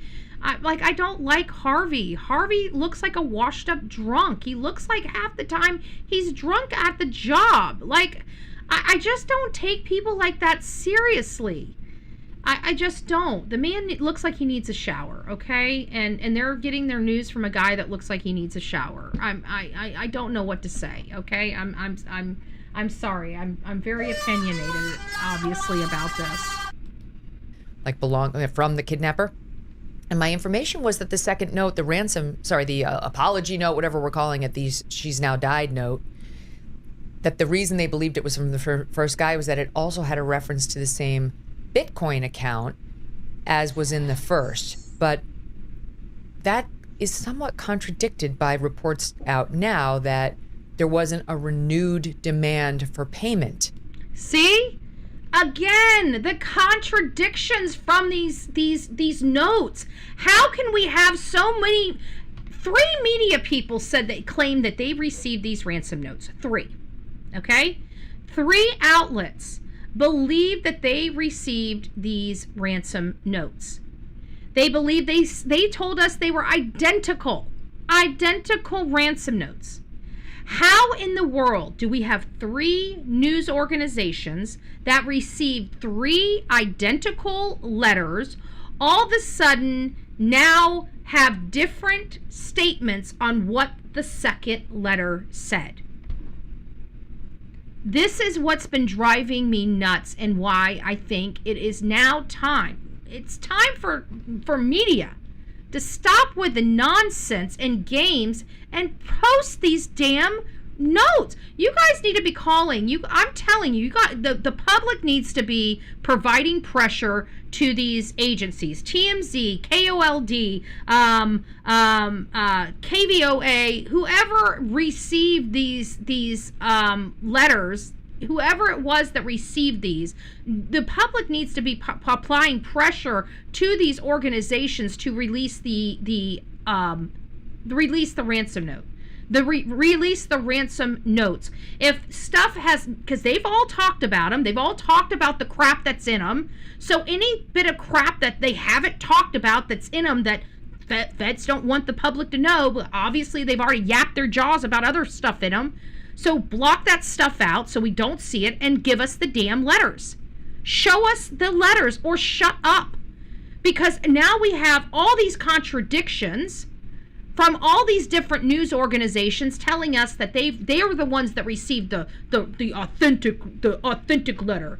Okay, well then why are your stories all so different? Why is there so many contradictions on whether they apologized or whether a Bitcoin was added? It shouldn't be like that. We're demanding the ransom notes be revealed. That's what we're demanding. But you know what? Mainstream media is not going to do it because this is clicks and views for them. They are losing the clicks and views war, and they're dangling this stuff in anticipation. Oh, look what we have. This is what we have. This is somebody's life. This is not a game. This is not a click and a view. And shame on mainstream media for harboring these letters. Even if the FBI told you, we don't listen to the frickin' government. Only within reason. If you have no problem talking about what's in those letters, release that aspect of it. I don't want to hear these games. I don't want to hear that the FBI, you have no court order. There's freedom of the press in this country, and this is newsworthy and noteworthy. And some gal's life has hung in the balance. And they're dicking around with these ransom notes. Release the ransom notes. Hey, Chris Cuomo, Big Papa. Hey, Big Papa. Hey, Big Papa. Why don't you get the world the ransom notes? Why don't you take that $100,000 and start reaching out to those small little TV stations? And why don't you get those ransom notes, Big Papa? Big Papa Chris Cuomo. Cuomo? Hopefully I say that right. Don't want to be disrespectful, Big Papa. Don't want to be disrespectful. Because I am asking for a sugar daddy. Just slight sugar daddy here.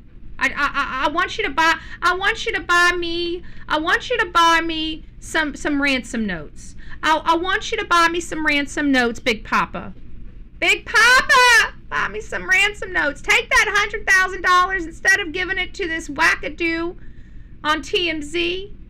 Why don't you reach out to those small little stations? They need the money. They need the money. Maybe if you give them a little bit of money, maybe they'll quit dicking around with the letters and start releasing them. They just want the money. Okay? They don't really care about the info. So Big Papa, buy me the letters. Buy me the letters, Big Papa.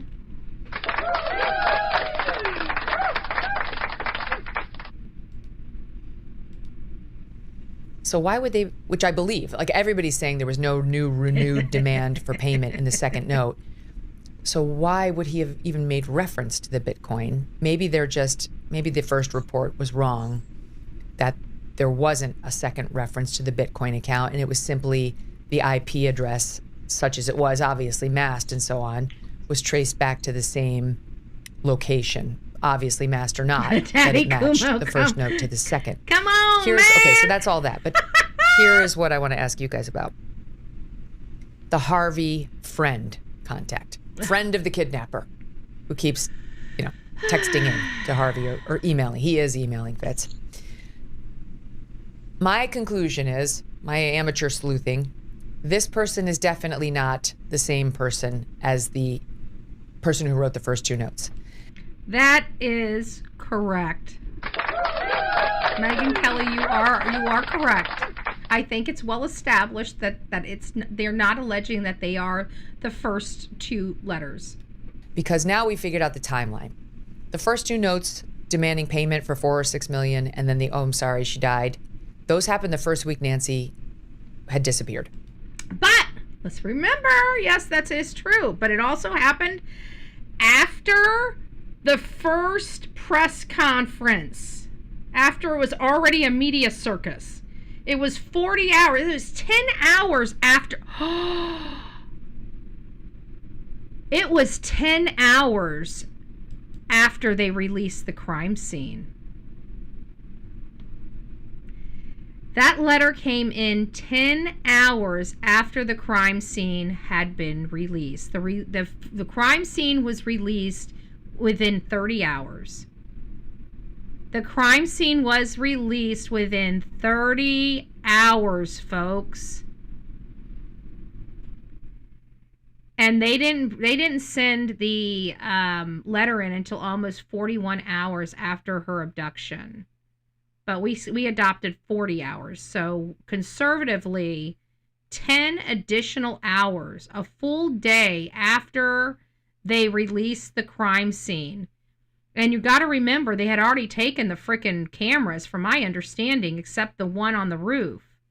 So did somebody go on that property? Because I don't think they did a good investigation, and I don't think they did a thorough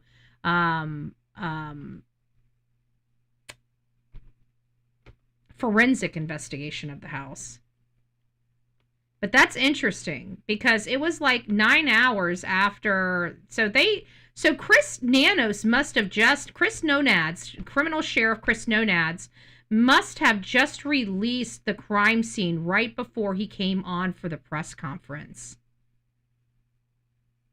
A&T lived at Nancy's before buying their house to be her caregiver. It's like 5 bedrooms. How do we know that, though? Because they had their own house before that. And I can't remember if they sold it before or after they bought their new house.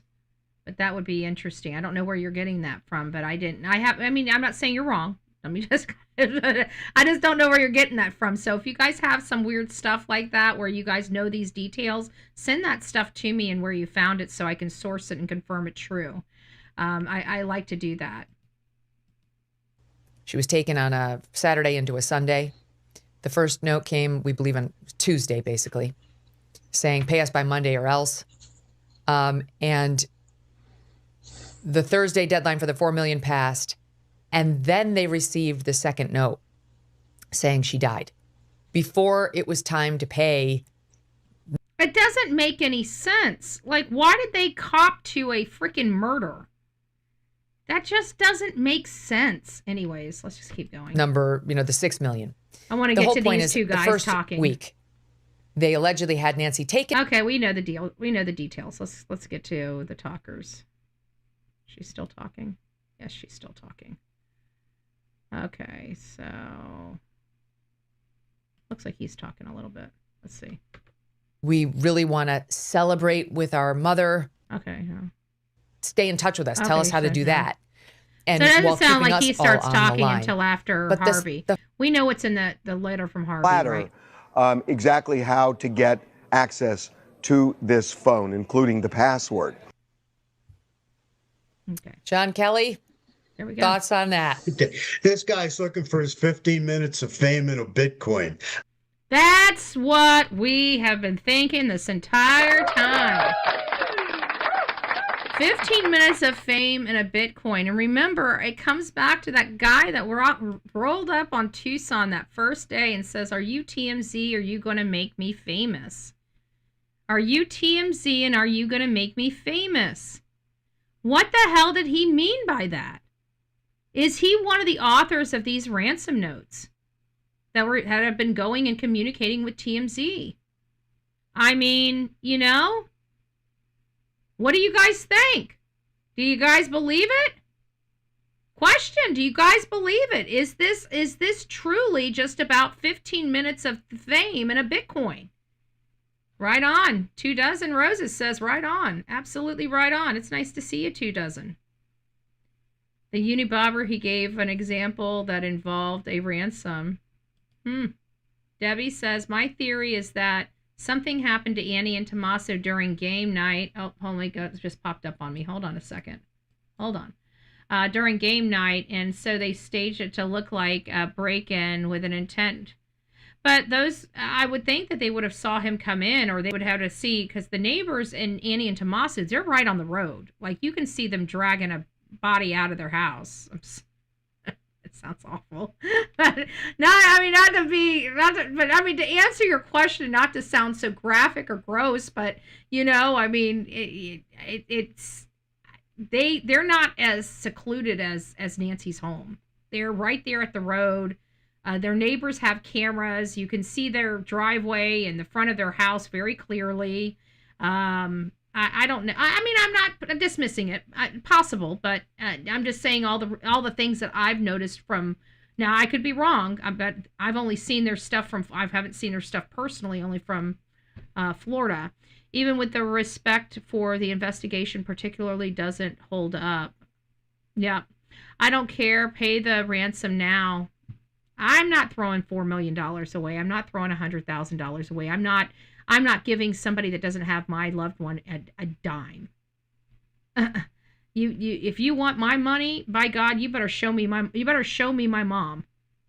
Okay? I'm not going to believe any idiot out there, you know? I'm not just pissing money away just because my mom's missing. I want to make sure it's bringing my mama home. So I understand. I would never just recklessly pay. And you know me. I'm sorry. We don't pay ransom in America. We don't pay ransom in America. We just don't pay ransom in America. And if we do pay it, it's only to capture the person. That's the only purpose of paying it. And people will get captured. Everyone is silent because they don't want to be handcuffed and throttled with a flashlight. Uncle Rad. Probably not. Keep criminal sheriff no-nads away, right? Don't give him the flashlight. He shouldn't even have the gun, but the flashlight is more lethal in his hand than the firearm. Oh, he looks like the porch guy. Let's get on with it. That's about what this amounts to me. I mean, this is just, silliness. I mean, you don't believe that guy at all. Silliness. I don't believe it. I don't believe it for 1 minute. He's getting off, that it keeps getting reported, and he's on TV, and he's hearing about himself, and he's getting off to that, and he's trying to get a Bitcoin in the meantime. This guy, I look, I can be wrong, right? There's no question about it, but I wouldn't give this guy 10 cents. Let alone a Bitcoin, yeah. Agreed, alien. Yeah, and you heard Harvey later come out, Fitz, and say, if you're real, go to wherever the phone is, get a screen grab of something proving you're not a liar. Mm-hmm. If you've got something, send it. You've been sending us more than a dozen emails. Send us something to show you're not a fraudster. Mm-hmm. That's not going to happen. And by the way, Fitz, do you remember when this guy sent his first or second note to Sheriff Harvey? He said, you won't be hearing from me again. Okay. It's been like 10 notes later. Oh, yeah. Harvey's begging him to send something proving he's not a fraudster, and I think we all know. That's right. We forgot about that. Do you guys remember that? The guy sent the ransom in there saying, you need to take me seriously, I ain't gonna reach out to you again. And then it's like, now we're 24 ransom notes later, and he's still begging for the same damn Bitcoin, and we're never hearing from him again. I forgot. Good catch, Megan. Good catch. I forgot about that. That's gonna lead. Yeah, fake, phony, and fraudster, the 3 Fs there, alliteratively speaking. Yeah, we're going back and forth with this, Megan. I probably used the next 3 words I'm about to say, a half dozen times with you in February. I'm going to modify it slightly. I like this guy, and as you guys know, James is also going to be on a little clip here from Brian Enton. Brian Enton did a little clip on here, and I really like his breakdown of it. So we're just going to grab just a little bit of this. I may not grab Brian Enton's because we're going to be grabbing Megyn Kelly's, which has already been out for a lot longer. And I think they're a little bit more thorough on the Megyn Kelly show as well. So I think it's going to be interesting. But I really like his breakdown, the other guy's breakdown. I think these people are kind of in the same mind path, that I'm at with these notes. I think they say what I've been trying to say a lot better. But you guys know how I felt about the ransom notes, and I think they really kind of deliberate the issue much better. Back then, all they were asking for was proof of life, 3 words. Now, it's very likely Nancy is deceased. Now, give us proof of death. Why all this game playing, this That's it. That's it. That is it right there. Why all the game playing? Why this cat and mouse game? And the fact that these ransom notes don't appear to be legit, like word for word from one organization, one news organization to another. So I'd like to know what the wording is in each of those ransom notes. But it seems like each ransom note had a different nuance to it. Are we sure that this is not a Fed sting with the ransoms? You know? I don't know. Just something is not right with, I mean, even whether you believe the ransom notes or not, the authentication of what's coming into those news stations, whether they're legitimate or not, is the problem I'm having, because we've definitely got people on the record saying there is no apology, there's no ransom amount. On the other hand, there is an apology, there is a we'll give you the body for a price. You know, so which is it? And because both sides are saying that's what my side said, then it leaves us to believe that there must be different notes that each of these organizations may have gotten. What did each of those notes say? It's very important that these notes be broadcasted, that we see the nuances of each note. Somebody might be able to identify better whether these are, AI notes, or if they seem like they're legitimately from somebody else or somebody sorrowful. We'll find out, but showmanship, these machinations going back and forth, and people guessing, and folks like us discussing this on the air, which is fine because we have limited information. And of course, I'm going to say again, the investigators would be remiss if they didn't follow through on this. But I hope they're telling Savannah to please, don't get overly, what's the right word, but don't get overly confident that this is something that's going to come to pass. Because we wanted proof of life, and we never really had that. A Fitbit or the Apple Watch, whatever it was, on the floor, and describes it. Okay. And Megan, by the way, that picture you showed of Savannah with her mother with the watch, I assume that was public. I'm pretty sure it was public. I know by the time we got into this case very, very early on, that was an image that had been widely broadcasted, and it was broadcasted. It had to have been picked up days before. I can't be 100%, but I'm pretty sure we pulled it from something from a while ago. But it was absolutely broadcasted. It was absolutely live. It was absolutely on the stage of the Today Show. So was that something that she posted on her personal social media, or maybe that Savannah posted on her social media? It's possible. It's possible. But where did it originally come from? I have to agree. We really don't know. But I do believe 100% it was out in the public forum. Before the abduction, correct?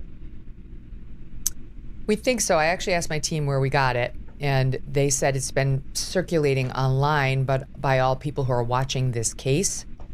So, but it would have to be, right? Because Nancy's been missing. And, but I mean, whether it was public, it's on the Today Show set, whether it was public or not on Facebook or whatever is what I'm suggesting here, so that the person would know how to describe the watch. If this was a private collection, that Savannah never put out there, all right, that tells us a little something more. And I don't think this, if she was wearing this white band watch way back in 2023, then she's committed to that band. I can pretty much say that she probably doesn't throw away things. She keeps things for a long time in good condition. So I'm certain that even if this image was not published, she's obviously been seen with that watch on for at least 2 years. If it's out there. And Megan, I was on with you, I think live one day, and you found, and your team found, a walkthrough of Nancy's bedroom. And there was a video that, years before. Exactly, and probably the older woman hasn't changed her bedroom that much. It's the same house, same bedroom, and as I think you. And that's exactly what we believe. Most older people, they don't buy new furniture. They don't do extravagant things. They're comfortable with their stuff. It's their stuff. They don't want new stuff. The older you get, the more possessive you get. I don't know why, but your couch is your couch. It's perfectly fine. You don't want another one. What's wrong with your couch, right? That's how people act. You even commented, your mother, remember my mother, you just don't change much when you get, past 50 or 60 in your bedroom unless you actually move. Yeah. So it wouldn't be hard to watch that somewhere and then, in fact, come up with this, this inside singular knowledge that only. And just come up with it. See, I told you, it's based on people being able to do thorough research. It's stuff we've all done. If you've been in the true crime genre, if you looked at, you guys know it. Did you guys see the photo of Annie's dressed up as a witch? It's eerie. Yes, we saw that early on. We saw a lot of stuff, but I mean, it's Halloween. Everybody gets. I mean, what do you expect? I mean, yes, everybody. You guys don't want to see if somebody died in my household. I mean, and somebody went back on my Halloween photos, I'd probably look like a creep too. I'm just saying. But yeah, I get what you mean. Arizona fraud, big time. Illegals, nanos wanted them in Arizona. Tucson, he's helped the illegals because he's making money off them. I know that this sheriff's corrupt. Porch Perp would write ransom notes because he knows the DNA from the hair sample being tested at Quantico's is not his. It is also tied to CK's case, in my opinion.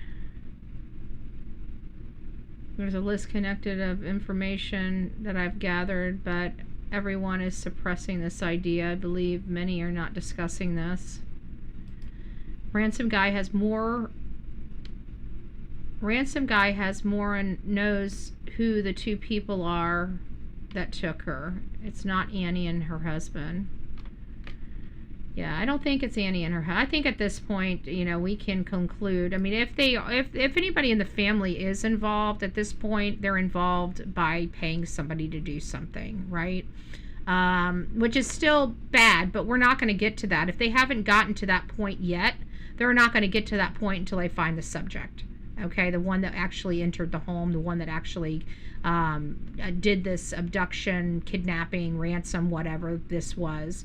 If you're new to my channel and you don't know where I lie on this case, I'm not into the ransom notes. Me personally, I believe that this is a single assailant, which, we haven't had any evidence. We have speculation that there was more than one person, but we haven't seen, like, even the eyewitnesses around, the neighbors that saw the guy in the street clothes casing a joint and doing all this weird stuff. It was only one person. She didn't see two people. She saw one person. When we go back to January 11th, we only see one person on the screen. When we go to January 31st into February 1st, guess what? We only see one person on the screen. So we have to understand that for us to say there's multiple people here, it's our opinion. It's a leap. We have no hardcore evidence to support a secondary person. It's theory at this point, and I know that upsets some. Hey, Outer Banks, I know that may upset some people, but we're not saying it's not true. We're just saying you can't take it as fact just yet. Because there's nothing to support the secondary person. Once we identify another person in the background, in the area, and so far every photo that I've seen that's come to me, I think it's shadows, because the person does not, you got to look at the items around that person, just because you blow it up. I mean, if you have a huge, leaf behind him, you can tell that's a shadow that's probably about this big that you guys are amplifying, that makes it look like a person. So you got to be careful what you're doing with those blowing up things. But I have looked at what has come to my desk so far, and I haven't seen anything that says, aha. But I'm not the best person either. I want to say I'm not an expert. So just because I'm just saying we need something more. All we see from eyewitness testimony and our own witnessing of what's on that camera, we only identify one assailant, one person in total. So let me get back to my theories. I believe if it's a single assailant, I believe it was a sexually motivated crime. I believe that the motivation was to go in there, sexually assault her, and remove her from that house and cover up the crime. If it's multiple people, I'm not one that thinks this is a burglary that went bad, because I think the guy's backpack's entirely too full. So if this is multiple people, I believe that this was a hit. A single person could have handled a hit, but so can multiple people. And usually, if it's a hit, they're getting paid. So you can usually have somebody help you, carry something. We'll leave it at that. I'll let you guys, your imaginations. But those are only my theories. Obviously, there's nothing truly supporting them in totality. We do have, again, visible single assailant person on the screens. But, there's so much stuff that's leading us to believe that there is possibility of a secondary person. Just from the photo, we can see something in the pocket that looks like it could be a walkie-talkie.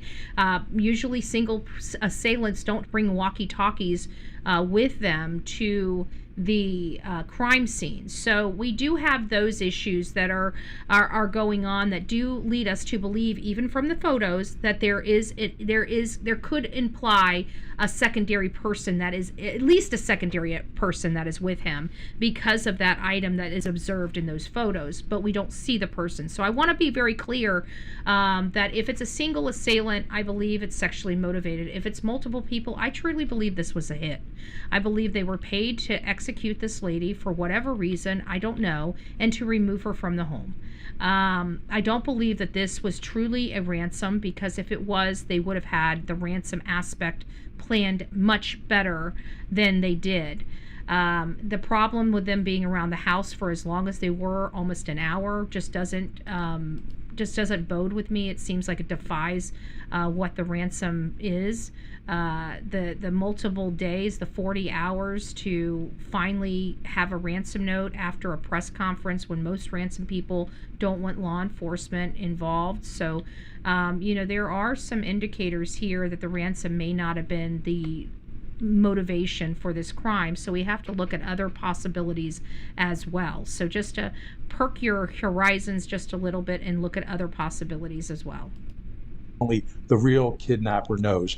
And again, I'm saying this was an abduction, not a kidnapping for. But Jim, you don't find it persuasive, like, if the cops got there and that Apple Watch was on the floor, that's good. That would convince me this was actually from the real kidnapper. I'd have to, and I would agree with you, Megan, on that particular note. But it also doesn't mean these are the kidnappers. And I'm not sure the guy who abducted her would have put some letter out like this, making it look like a kidnapping as opposed to an abduction. And really quick, the other point I wanted to make here, there have been for-profit criminal kidnappings over the years. Here it is. I hate to go back 90. This is going to blow your mind, and I think this explain the sexually motivated. Okay, so Scott, this goes out for you. There were two cases. So when we were doing some research on this matter about a lady that was elderly, that lives alone, that was murdered. Okay, that's kind of the criteria. And so two major cases that came close to what Miss Guthrie's case appears to be were two sexually assaulted women. So one is Nancy Guthrie. She was 69 years old. She was well-to-do. She had a $1 million+ home. She lived alone. She had a painter, and she was getting some work done, to fix up the house by multiple contractors. She had some business partners that she had fallen out with. So there were some things that were going on in and around this time. But the painter, she ended up, the painter was working on her house, and just, with good old-fashioned hospitality, she ended up making lunch for this gentleman and taking him lunch, which was a tamale and a drink. I don't know what kind of drink it was, but not a non-alcoholic drink. And so this painter ended up being a very friendly witness about this argument that this Nancy had gotten into with a private business partner, where apparently there was a loss of $1.2 million. So obviously that guy looked good for it. And come to find out, he was in another area. Well, this painter, the person that was really nice, that had, at her house to do a job, had a kid and a family, no criminal history, decides to break in her house and sexually assault her, bludgeon her, and remove her from the home and bury her out in the desert. So that was the first case that seemed very similar to Miss Nancy Guthrie. Somebody just goes in her home, takes her out, and that gave us the sexual assault motivation. And then there's another case that I personally covered, was Marcia Norman. And Marcia Norman was an 82-year-old lady that lived alone, very smart, very sharp, much like Miss Guthrie. Had a lot of people there, cleaners, people that kept her house up, a handyman, and stuff like that. And when we push come to shove, come to find out, the handyman went into the house, took her out of the house, tortured her, sexually assaulted her, killed her, and then formed her in a concrete block, and then put her under a shed that he was building for a client she had helped him secure. So those are the two cases that really came to light when we were trying to compare apples to apples with different cases to give us an avenue to go down to find out what may have happened to Miss Nancy Guthrie. So those cases really did, come to the top of the conversation. And then we're hearing about this ransom note, and it just doesn't bode, and when we start looking at the timing, I mean, this guy was in the house for 41 minutes, or around the house 41 minutes, and that's what law enforcement let us know. And it is my belief he was there a lot longer, and law enforcement knows that. If we look at the statistics of, ransoms and abductions for money, you'll find out that people don't lollygag around houses for 41 minutes or an hour. It's almost like a jewelry heist. It's a smash and grab. You go in as quickly as possible, grab the subject, and get out as quickly as possible. You don't really care. All you care about is getting the subject and getting them out as quickly as possible. So it just doesn't, for me, it doesn't defy what we are accustomed to in a ransom type of crime. But we have to explain why somebody went into that house. And if it's a singular person, again, I think it's sexually motivated, because in Nancy Woodrum's, it was a singular assailant that broke into her house and, raped her and bludgeoned her and buried her and removed her from the home.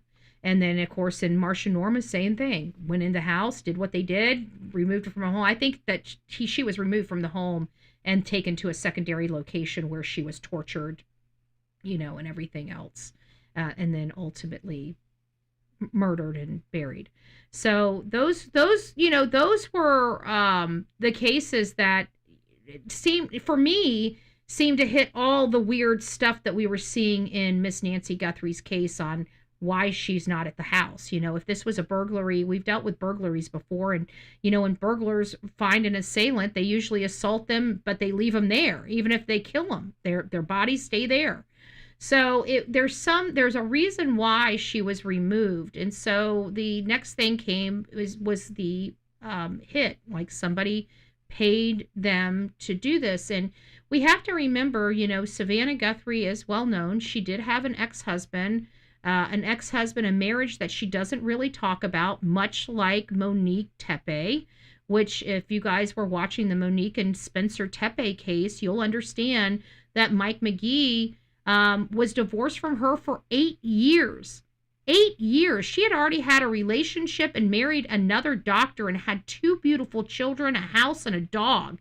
And she probably forgot about her ex-husband from 8 years prior to. And, 8 years later, he comes into her home, breaks into her home, and murders her and her husband, leaves the kids and the dogs alive, but murders the mom and the dad inside their home. And that was from 8 years. That was from a divorce 8 years prior to. She didn't have any contact with this man. So it does make you wonder, is there something to be had with the producer that lives over in England or UK or wherever, Britain? You're welcome. It would be Uncle. That's why they know probably how many steps she took until she took the watch off approximately and she went to bed. I don't know. But let's keep listening. And then we got to get to 24 years, Lindbergh. The baby died within 10 minutes of being brought down the ladder in Hopewell, New Jersey. Interesting. And Hauptman buried the body there. But the the ransom request went on for 2 years. Sidney Riso was shot in the arm in 1992. He's the Exxon executive in northern New Jersey. And he died a day or two later. But the husband and wife kidnapping team kept up all the negotiations for the next 6 to 8 weeks or so. So why did the person, if she did die, why did they give up on the kidnapping? There had to be a lot of planning with this, whether from overseas, locally, whatever. He's making valid points. Mastermind was somewhere else, and this was local talent that he hired to go in with the mask and the Doc Holliday holster in front of him and carry through there. But why just give up on the kidnapping? If you had that proof of life, send something. Send the pajamas, or at least cut a piece off that the mother was allegedly wearing. See, they're talking about pajamas. If they're talking about pajamas, then I don't believe these ransom notes at all.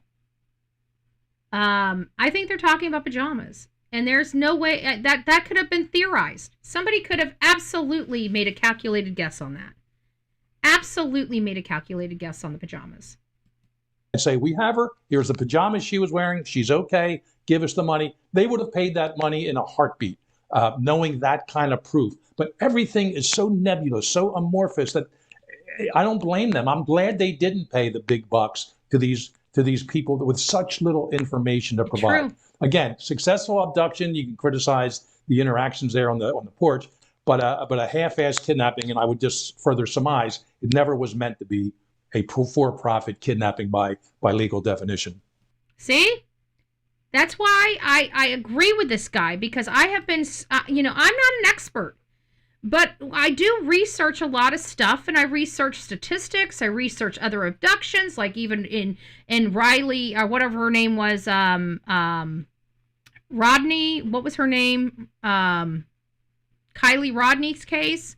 I watch people, I watch the drowning, the cars being sunk, how hard it is, how long it takes for a car to sink, how does it, other people being pulled out of it. We watch a lot. So I understood that the ransom, the criteria of typical ransoms. And when you start applying this is where I have a problem with some of the experts. It's like, how this, I get what you're saying, but it doesn't defy the ransoms that we're normal, customary to discussing or having. You know what I'm saying? So how are you saying that this is or you truly believe that this is a ransom for Bitcoin when it meets nothing that we've ever seen previously that mimics this? Like the Marsha Norman case and Nancy Woodrum case, we can attest, other cases similar in that respect. But how can we not find any case out of all these years around the world of a ransom that mimics this delayed abduction and the delayed ransom note? We just don't have it, except in cases where they are a deterrent or a distraction or a decoy. John, our pal Howard Bloom, who's reporting in Airmail, restarted this case this week because he was the one who first revealed some of the contents of the second note. And I want to know who leaked it to him. Who gave Howard Blum these ransom notes? And why is nobody, and I mean nobody, releasing them? I don't know. I don't get it. I really don't get it. But we'll listen to just a little bit of this, but we're closing out the show for today. I want to thank you guys all for being here. We're going to finish this up just a little bit, but unfortunately, I've got a sick dog, and I want to make sure she's, I want to nurse her today because I've never had her sick before, and she's just not herself. And she hasn't been out of bed for like a day and a half now.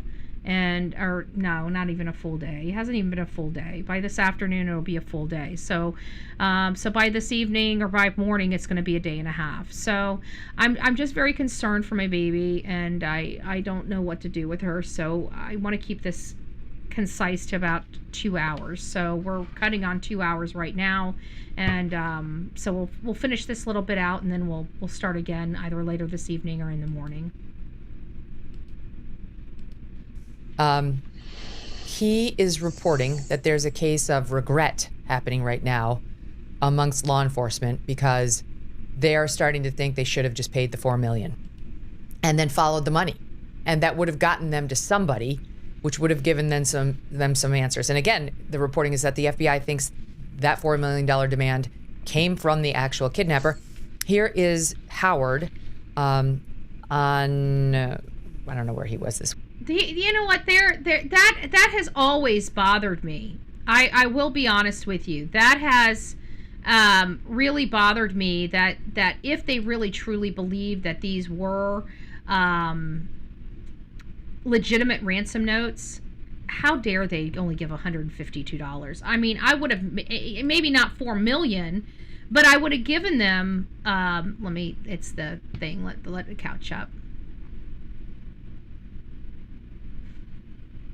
I don't know why it triggers something on here, but every time it gets in the afternoon and we start getting these super chats. And good morning, thanks for keeping things real, Betty. This goes real high up. It's a mess. Stay safe. I agree with that. I feel bad for the people. Let me turn my camera off until we get cleared up here. Are we back? No, we're still not back. That kind of sucks. All right, but I appreciate that. It is a mess. It is a mess, and I think there's a lot of reasons why it's a mess, and I think the number one reason is Chris Nanos, and I don't think I'm going to change my position on that. I truly believe he's the culprit in all of this. But at the end of the day, we if they truly believe these ransom notes were legitimate, why in the hell? Oh, thank you. Let them 66. It's nice to see you. Prayers for Delilah. Hope she heals quick. I do too. I just wish I knew what it was. I'm hoping it's just constipation. I gave her some milk. Hopefully I'm going to try to take her for a walk and see if she'll be willing to walk, and maybe just because even if it is a pulled muscle, she probably does need to stretch the muscle a little bit, I'm thinking. But getting back to this, this FBI issue, $152. I mean, even if you were going to tickle the wire, you would want to tickle the wire with something that's going to actually tickle the frickin' wire. These people are asking for, $4 million. I would have at least went in with it, 50, 20, 50, some significant amount of money that would trigger them and, be a good faith deposit, so to speak, right? A good faith deposit. And then work on and let them try to, withdraw that. This whole situation where, am I back? I am back. This whole situation with,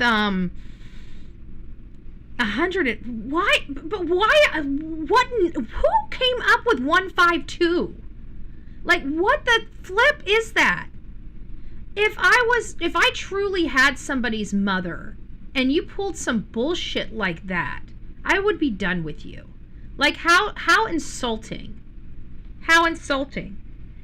But I think maybe they were looking for him to sign into the account, not necessarily collect the money. But we don't know what they were looking for. But it's always been my understanding that they have to go try to collect the money before they unmask themselves.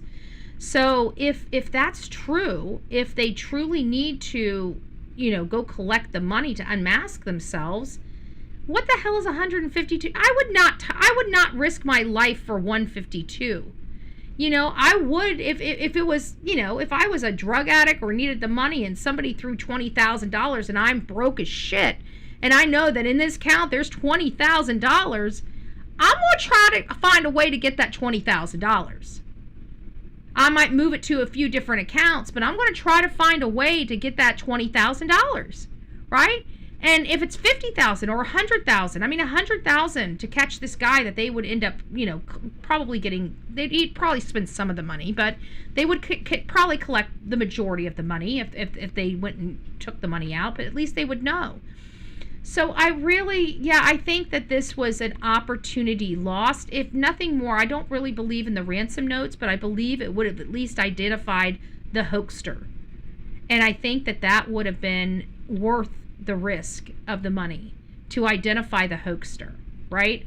And they did this insulting $152, and I can understand why the family is probably, but in all fairness, I don't believe that these people had Miss Guthrie, and I think if Savannah would have spent the $4 million, it would have been a waste of her money.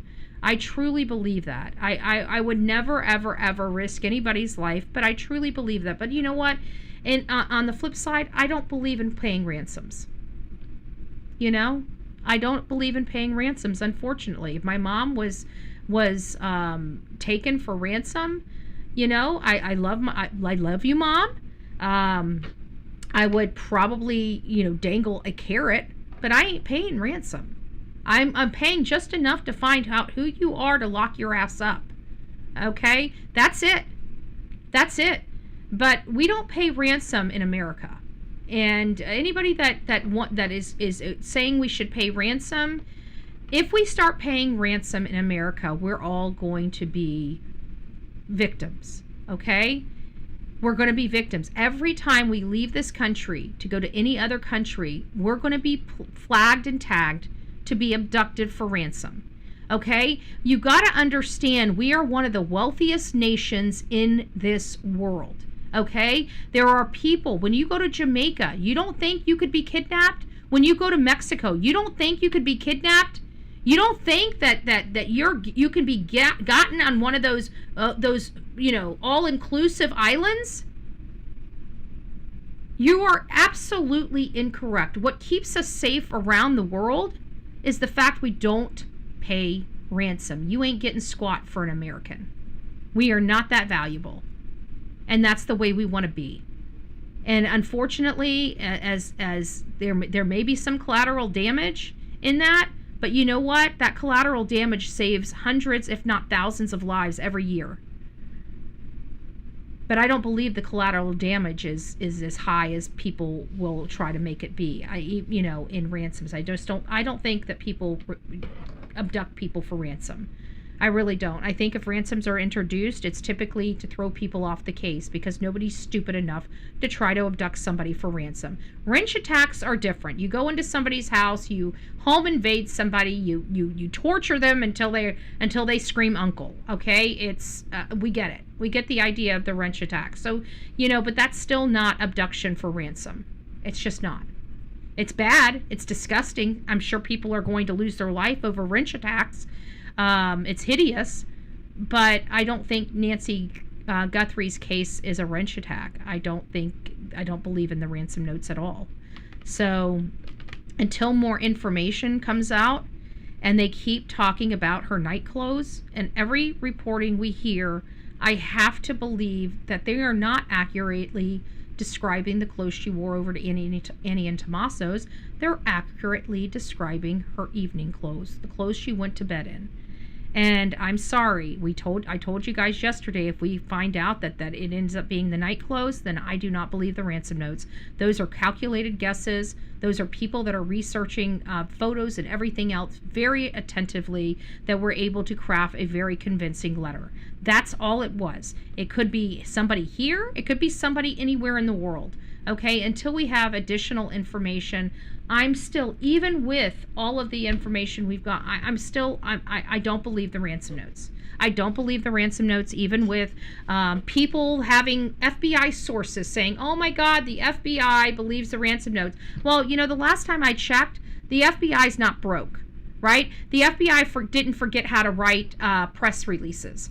So until I hear it from law enforcement, I'm not believing it. I believe that Savannah wants to believe in these ransom notes, and I believe she wants to blame herself for everything that's going on in her life. But at the end of the day, I don't think she's the responsible party, and I don't believe in these ransom notes. So until more information comes available, now again, I could be wrong. And I'm open to being wrong, and I don't mind saying when I am wrong. But right now, I don't think I am. If we can find something that gives more attention to these ransom notes, I would say yes. But I think that we are all being distracted by ransom notes that don't exist. I mean, they exist, but they don't equate to anything to do with Nancy Guthrie. It's just some jackass that wanted to capitalize and be a disgusting, vile human being. That's truly what I think it is. I think it might be it could be a punk kid for all we know. I mean, seriously, it could be a punk kid for all we know. The younger the kids are, the more crafty they are in blocking all the stuff that us old people don't know how to block, okay? So we have somebody that probably knows a little bit about technology. I would be pissed if my family paid for my life. And it's just, I mean, it's a hard pill to swallow, but at the end of the day, how are they going to give you back? Typically, when you pay, you're going to be dead anyways. I mean, at the end of the day, I've not heard of a success. Anybody that uses ransom, I've not heard of a successful ransom. Okay, not in this country. So it's like, why now? I call BS on these notes. And why would right? Like everybody is on the same. It's TMZ that gives it away. I mean, TMZ gives it away that these are not legitimate notes. I mean, it's TMZ, because nobody in their right mind that's going to ever be. It's like going over to Queen Bee's channel for frickin' news, legitimate news, and not some hyperbole and bullshit, right? Nobody would ever go there. They go there for drama and bullshit and chaos, right? I mean, who goes to TMZ? The only people that go to TMZ are people that want their 15 minutes of fame. No legitimate kidnapper or ransom note are going to send it there. And not only that, again, it defies logic, because most people that send ransom notes send it to the family. And they didn't even send it to the family's news organization. They sent it to everybody else. Like, I'm sorry. I think that we have enough legitimate concerns about the ransom notes. I would like the people that believe in these ransom notes to start closing those worry boxes that we have over here, because we don't believe them. If you truly believe that these are ransom notes and the ransom notes are legitimate, one, tell us why. And tell us why all of these very, very strong statistics that have been statistics for years are being defied in this case. For example, 41 minutes at the house, over 40 hours, and past a press conference when the first ransom note came in. The fact that they gave up on the ransom so quickly, that they confessed to a homicide. Why would they risk being caught with that one more letter just to tell everybody that she's dead? None of this adds up. None of this makes sense, and it defies freaking logic. Okay? Nobody would risk that unless they were a complete, utter buffoon. But you're looking at what everybody describes as a fairly sophisticated masked gunman on the outside of the home. He's using some sophistication, right? He's managed to lead our federal government, which is probably the highest people on the platform of law enforcement education, that we spend millions of dollars every single year to train our federal agents. So this guy has been able, he's been able to elude our federal government for almost 6 months. And he keeps coming back and, dangling, his friend keeps coming back and dangling the carrot, saying, hey, come catch us if you can. This is more of a movie than an actual documentary. So I have to believe that when we start getting into movie category, that the shit ain't making sense, because it's not supposed to, okay? Because it has nothing to do with the case. I have to believe that all these ransom notes, all this activity is just piece of garbage people that are trying to capitalize on such a disgusting crime. And there are just some people that, got to remember, we have a lot of sociopaths, narcissists, psychopaths, that walk among us every single day. These people have no sympathy or empathy for anybody else. They do not care, right? They only care about themselves and getting ahead. That's it. And we have to remember that. And some of those people actually act out on those impulses. And that very well may be what we're seeing here. The few scumbags around the country that act out on those impulses. So until we have more information, I'm still going to, for me in this channel, we're going to still keep saying and referring to the ransom notes as fake until somebody can answer some of our questions. And until that day happens, they are fake. Okay? They defy logic. They don't make sense. Nobody ever has this is a smash and grab crime, yet we've got lollygaggers. Make it make sense for me. Make it make sense. If you truly believe that these ransom notes are legitimate, explain to me more than what's been explained in the news, because the news, the way it's explained in the news, hasn't gotten me off the fence, hasn't moved me closer to the fence. Okay? So if you believe that they are, I'm talking about, legacy media and some of the legacy media that's now starting to pour in on our social media streets because they can't hack it out there in the real world. We want to make sure that you guys explain it to all of us. I'm happy to be a coffee club member. Love you all. Thank you, Miss Lisa B. I love it. I love it. Don't forget, you guys have your milestones. Please use your milestones. Every single month you get an opportunity to say something. You can answer questions in the chat. You can say, you love me, you love them, you love the coffee club. You can say, Betty, you're wrong, and here's why. You can do a lot with those milestones. So please don't forget to use those each and every month. That's what you get paid for. That's what you paid for. And especially if you have a gifted membership, you don't want to let that go. It's a benefit that you didn't even have to pay for. Somebody gifted it to you. So don't forget to use your milestones. Can we post on your Facebook? You should be able to post on my Facebook. I don't see why not. I might have to approve the post. I haven't been on Facebook to approve any posts in a while, so if you put some there, like, why is my post not posting? It's because Betty hasn't checked it. But we'll go through it and get them all released if they need to be released from us. Got to check the ratings for NBC and Gmail. I bet Savannah's ratings went up. I'm so sick of frickin' ratings. I truly am. There we go. 2 dozen roses. Yay! When it's established fact, Ellie have been bumbling idiots thus far, emboldens the craziness. Absolutely correct. Absolutely correct. Yes. DC is not a smart criminal. He uses VoIP. Oh, you're talking about Derek Kallela, and tied his Google account. Oh, good gracious. Well, he definitely wasn't very sophisticated. But anyways, guys, that's really all we have for today. Thanks for coming out. Please don't forget to hit that thumbs up button. If you're new to this show and this is the first time you've seen me, please give me that subscription. And also, if you guys still have some hypes after the week, please don't forget to hype your girl Bets. We've been trying to break this down. The ransom note is not something that I've really believed in, but there are a lot of questions. And so we decided to finally take a dive into the ransom notes. And there is one caveat. If we're all mistaken and they're not referring to the clothes she went to bed in, but they're referring to the clothes that she was at Annie and Tommaso's house, that seems like it would make those letters a little more credible.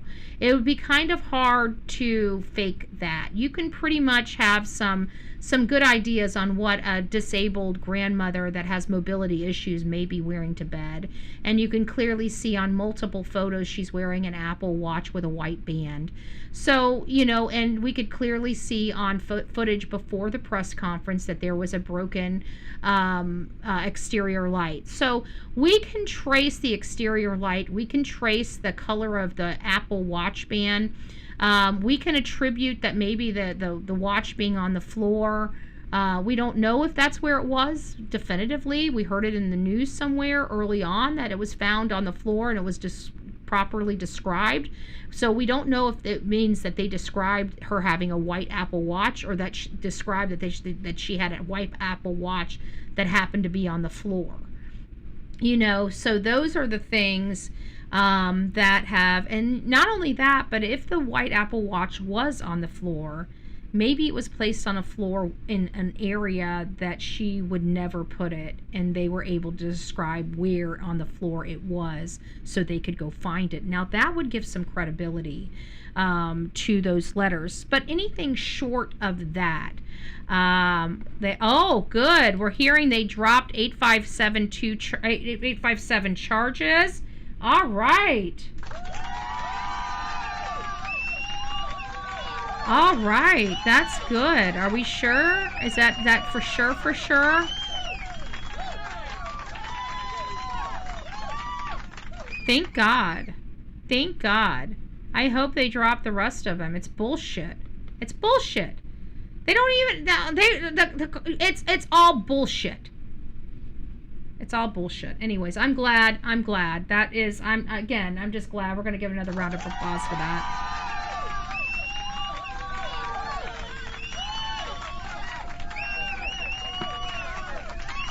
They need to get it. It doesn't matter whether it was dropped or not. Their rights were violated. Their civil rights were violated. So they need to get themselves an attorney to go after, a civil rights attorney, and go after this county. At the end of the day, where they were plastered all over the internet, all over the news, they were called criminals by the local criminal sheriff. I'm over it. I hope them the best. I'm glad to hear some positive news. Now we need to hear positive news for the other ones too.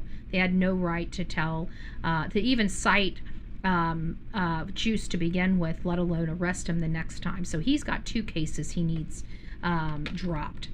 And I'm glad that gives us some hope. We'll see how these other 2 go, but that gives us some hope. Oh, we got exit page.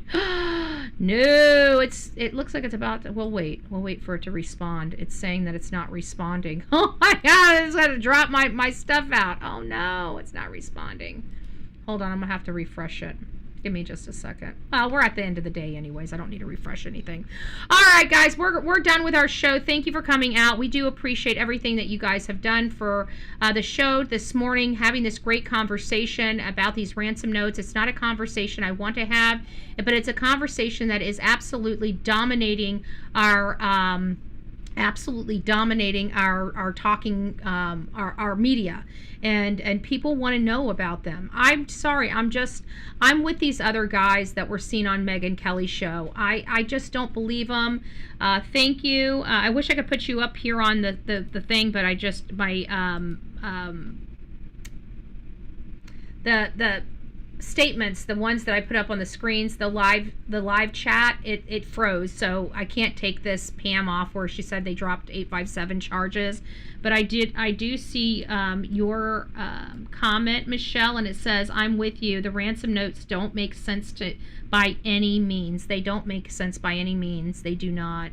And so we've done everything that we can possibly do to give you guys both sides of the aisle. And it's very hard for me because I'm very opinionated and I'm biased when it comes to these ransom notes, because I feel like everybody jumped in on these ransom notes because it was something to talk about without actually identifying the legitimacy of these ransom notes or the statistics behind ransom crimes. And when you start looking at the statistics, this really does have more, it leans more of I have more evidence to support a sexually motivated crime than I do a freaking ransom. That's the problem. So I'd like to know a little bit more. I'd like to know a few nuances, not specificity, just generality. Like, were they day clothes or night clothes? Were they the clothes they went, or just simply, were they the clothes that she wore to dinner, or were they for, her pajamas? That's all I want to know for a fact. That's all I want to know for a fact. And then once I know one way or another for a fact, then we'll be equipped to decide definitively if these ransom notes, at least the 2 that are still under investigation, are legitimate or not. I'm calling bullshit. I'm sorry. I'm just... Warning, bullshit alert.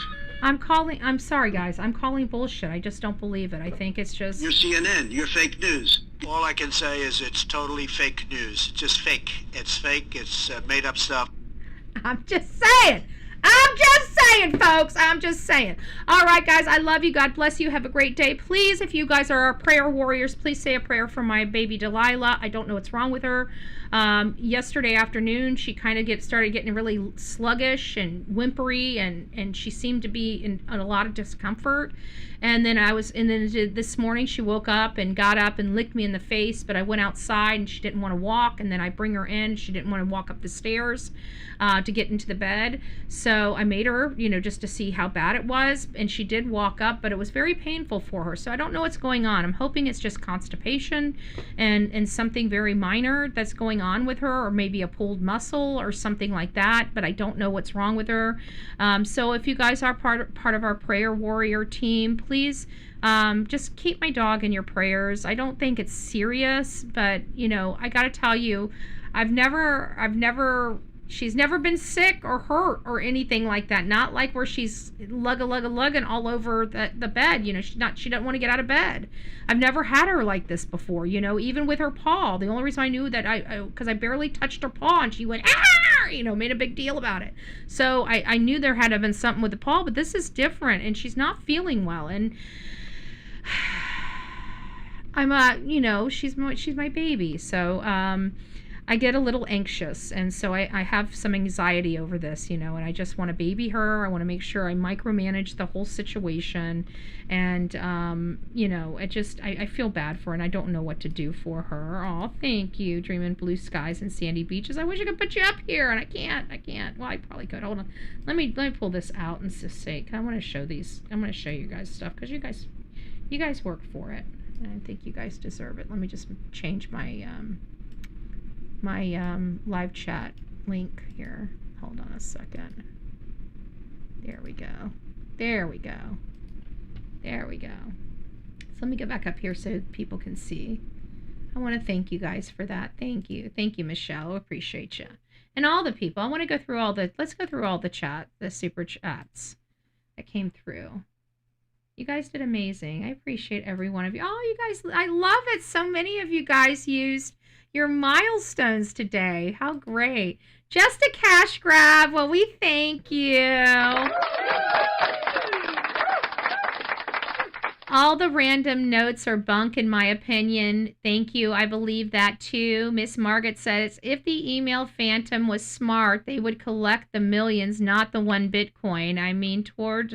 I'm leaning towards the letters are fiction. Yes.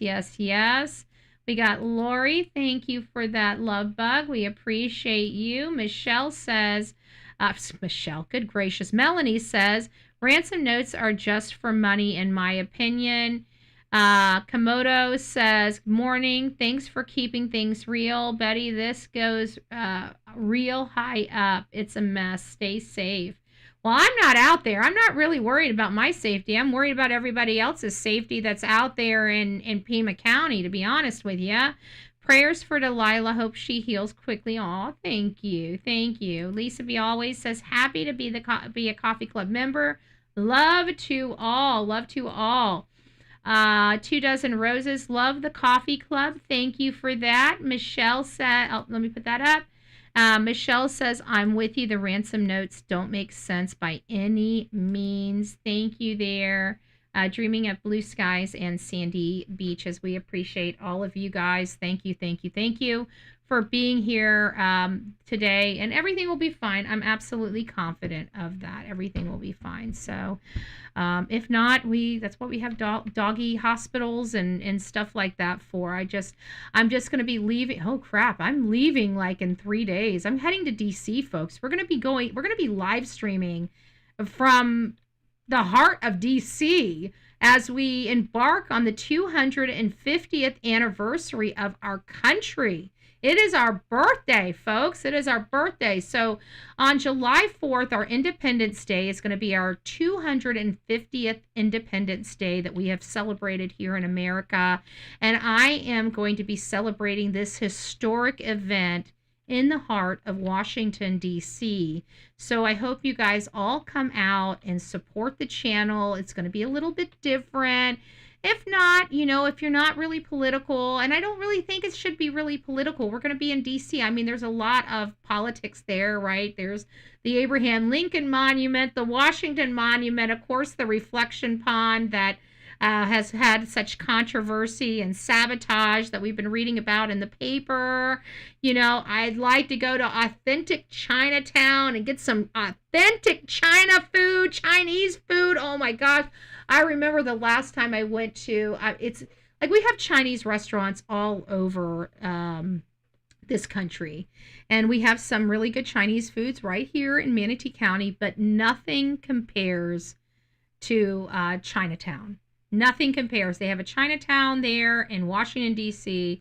that has fabulous food.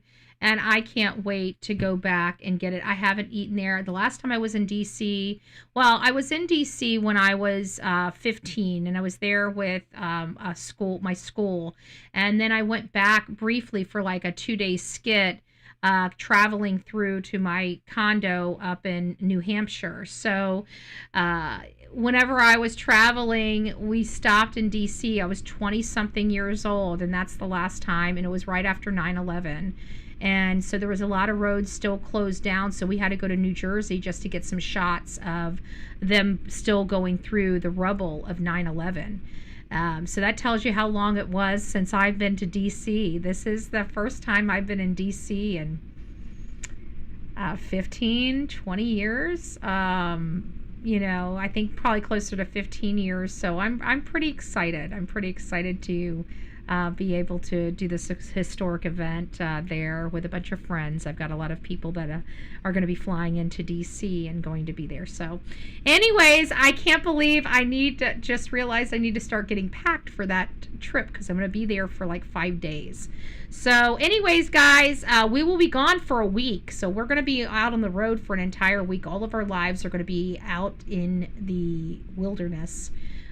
So hopefully you guys tune in, but we'll see you guys later. Have a great day. And hopefully if things get better today, we can come back and do another live this afternoon. There's a lot that we can discuss about this case. This case is starting to heat up, and we got Maureen O'Connell saying that they believe they got this porch guy about 75% of the way there.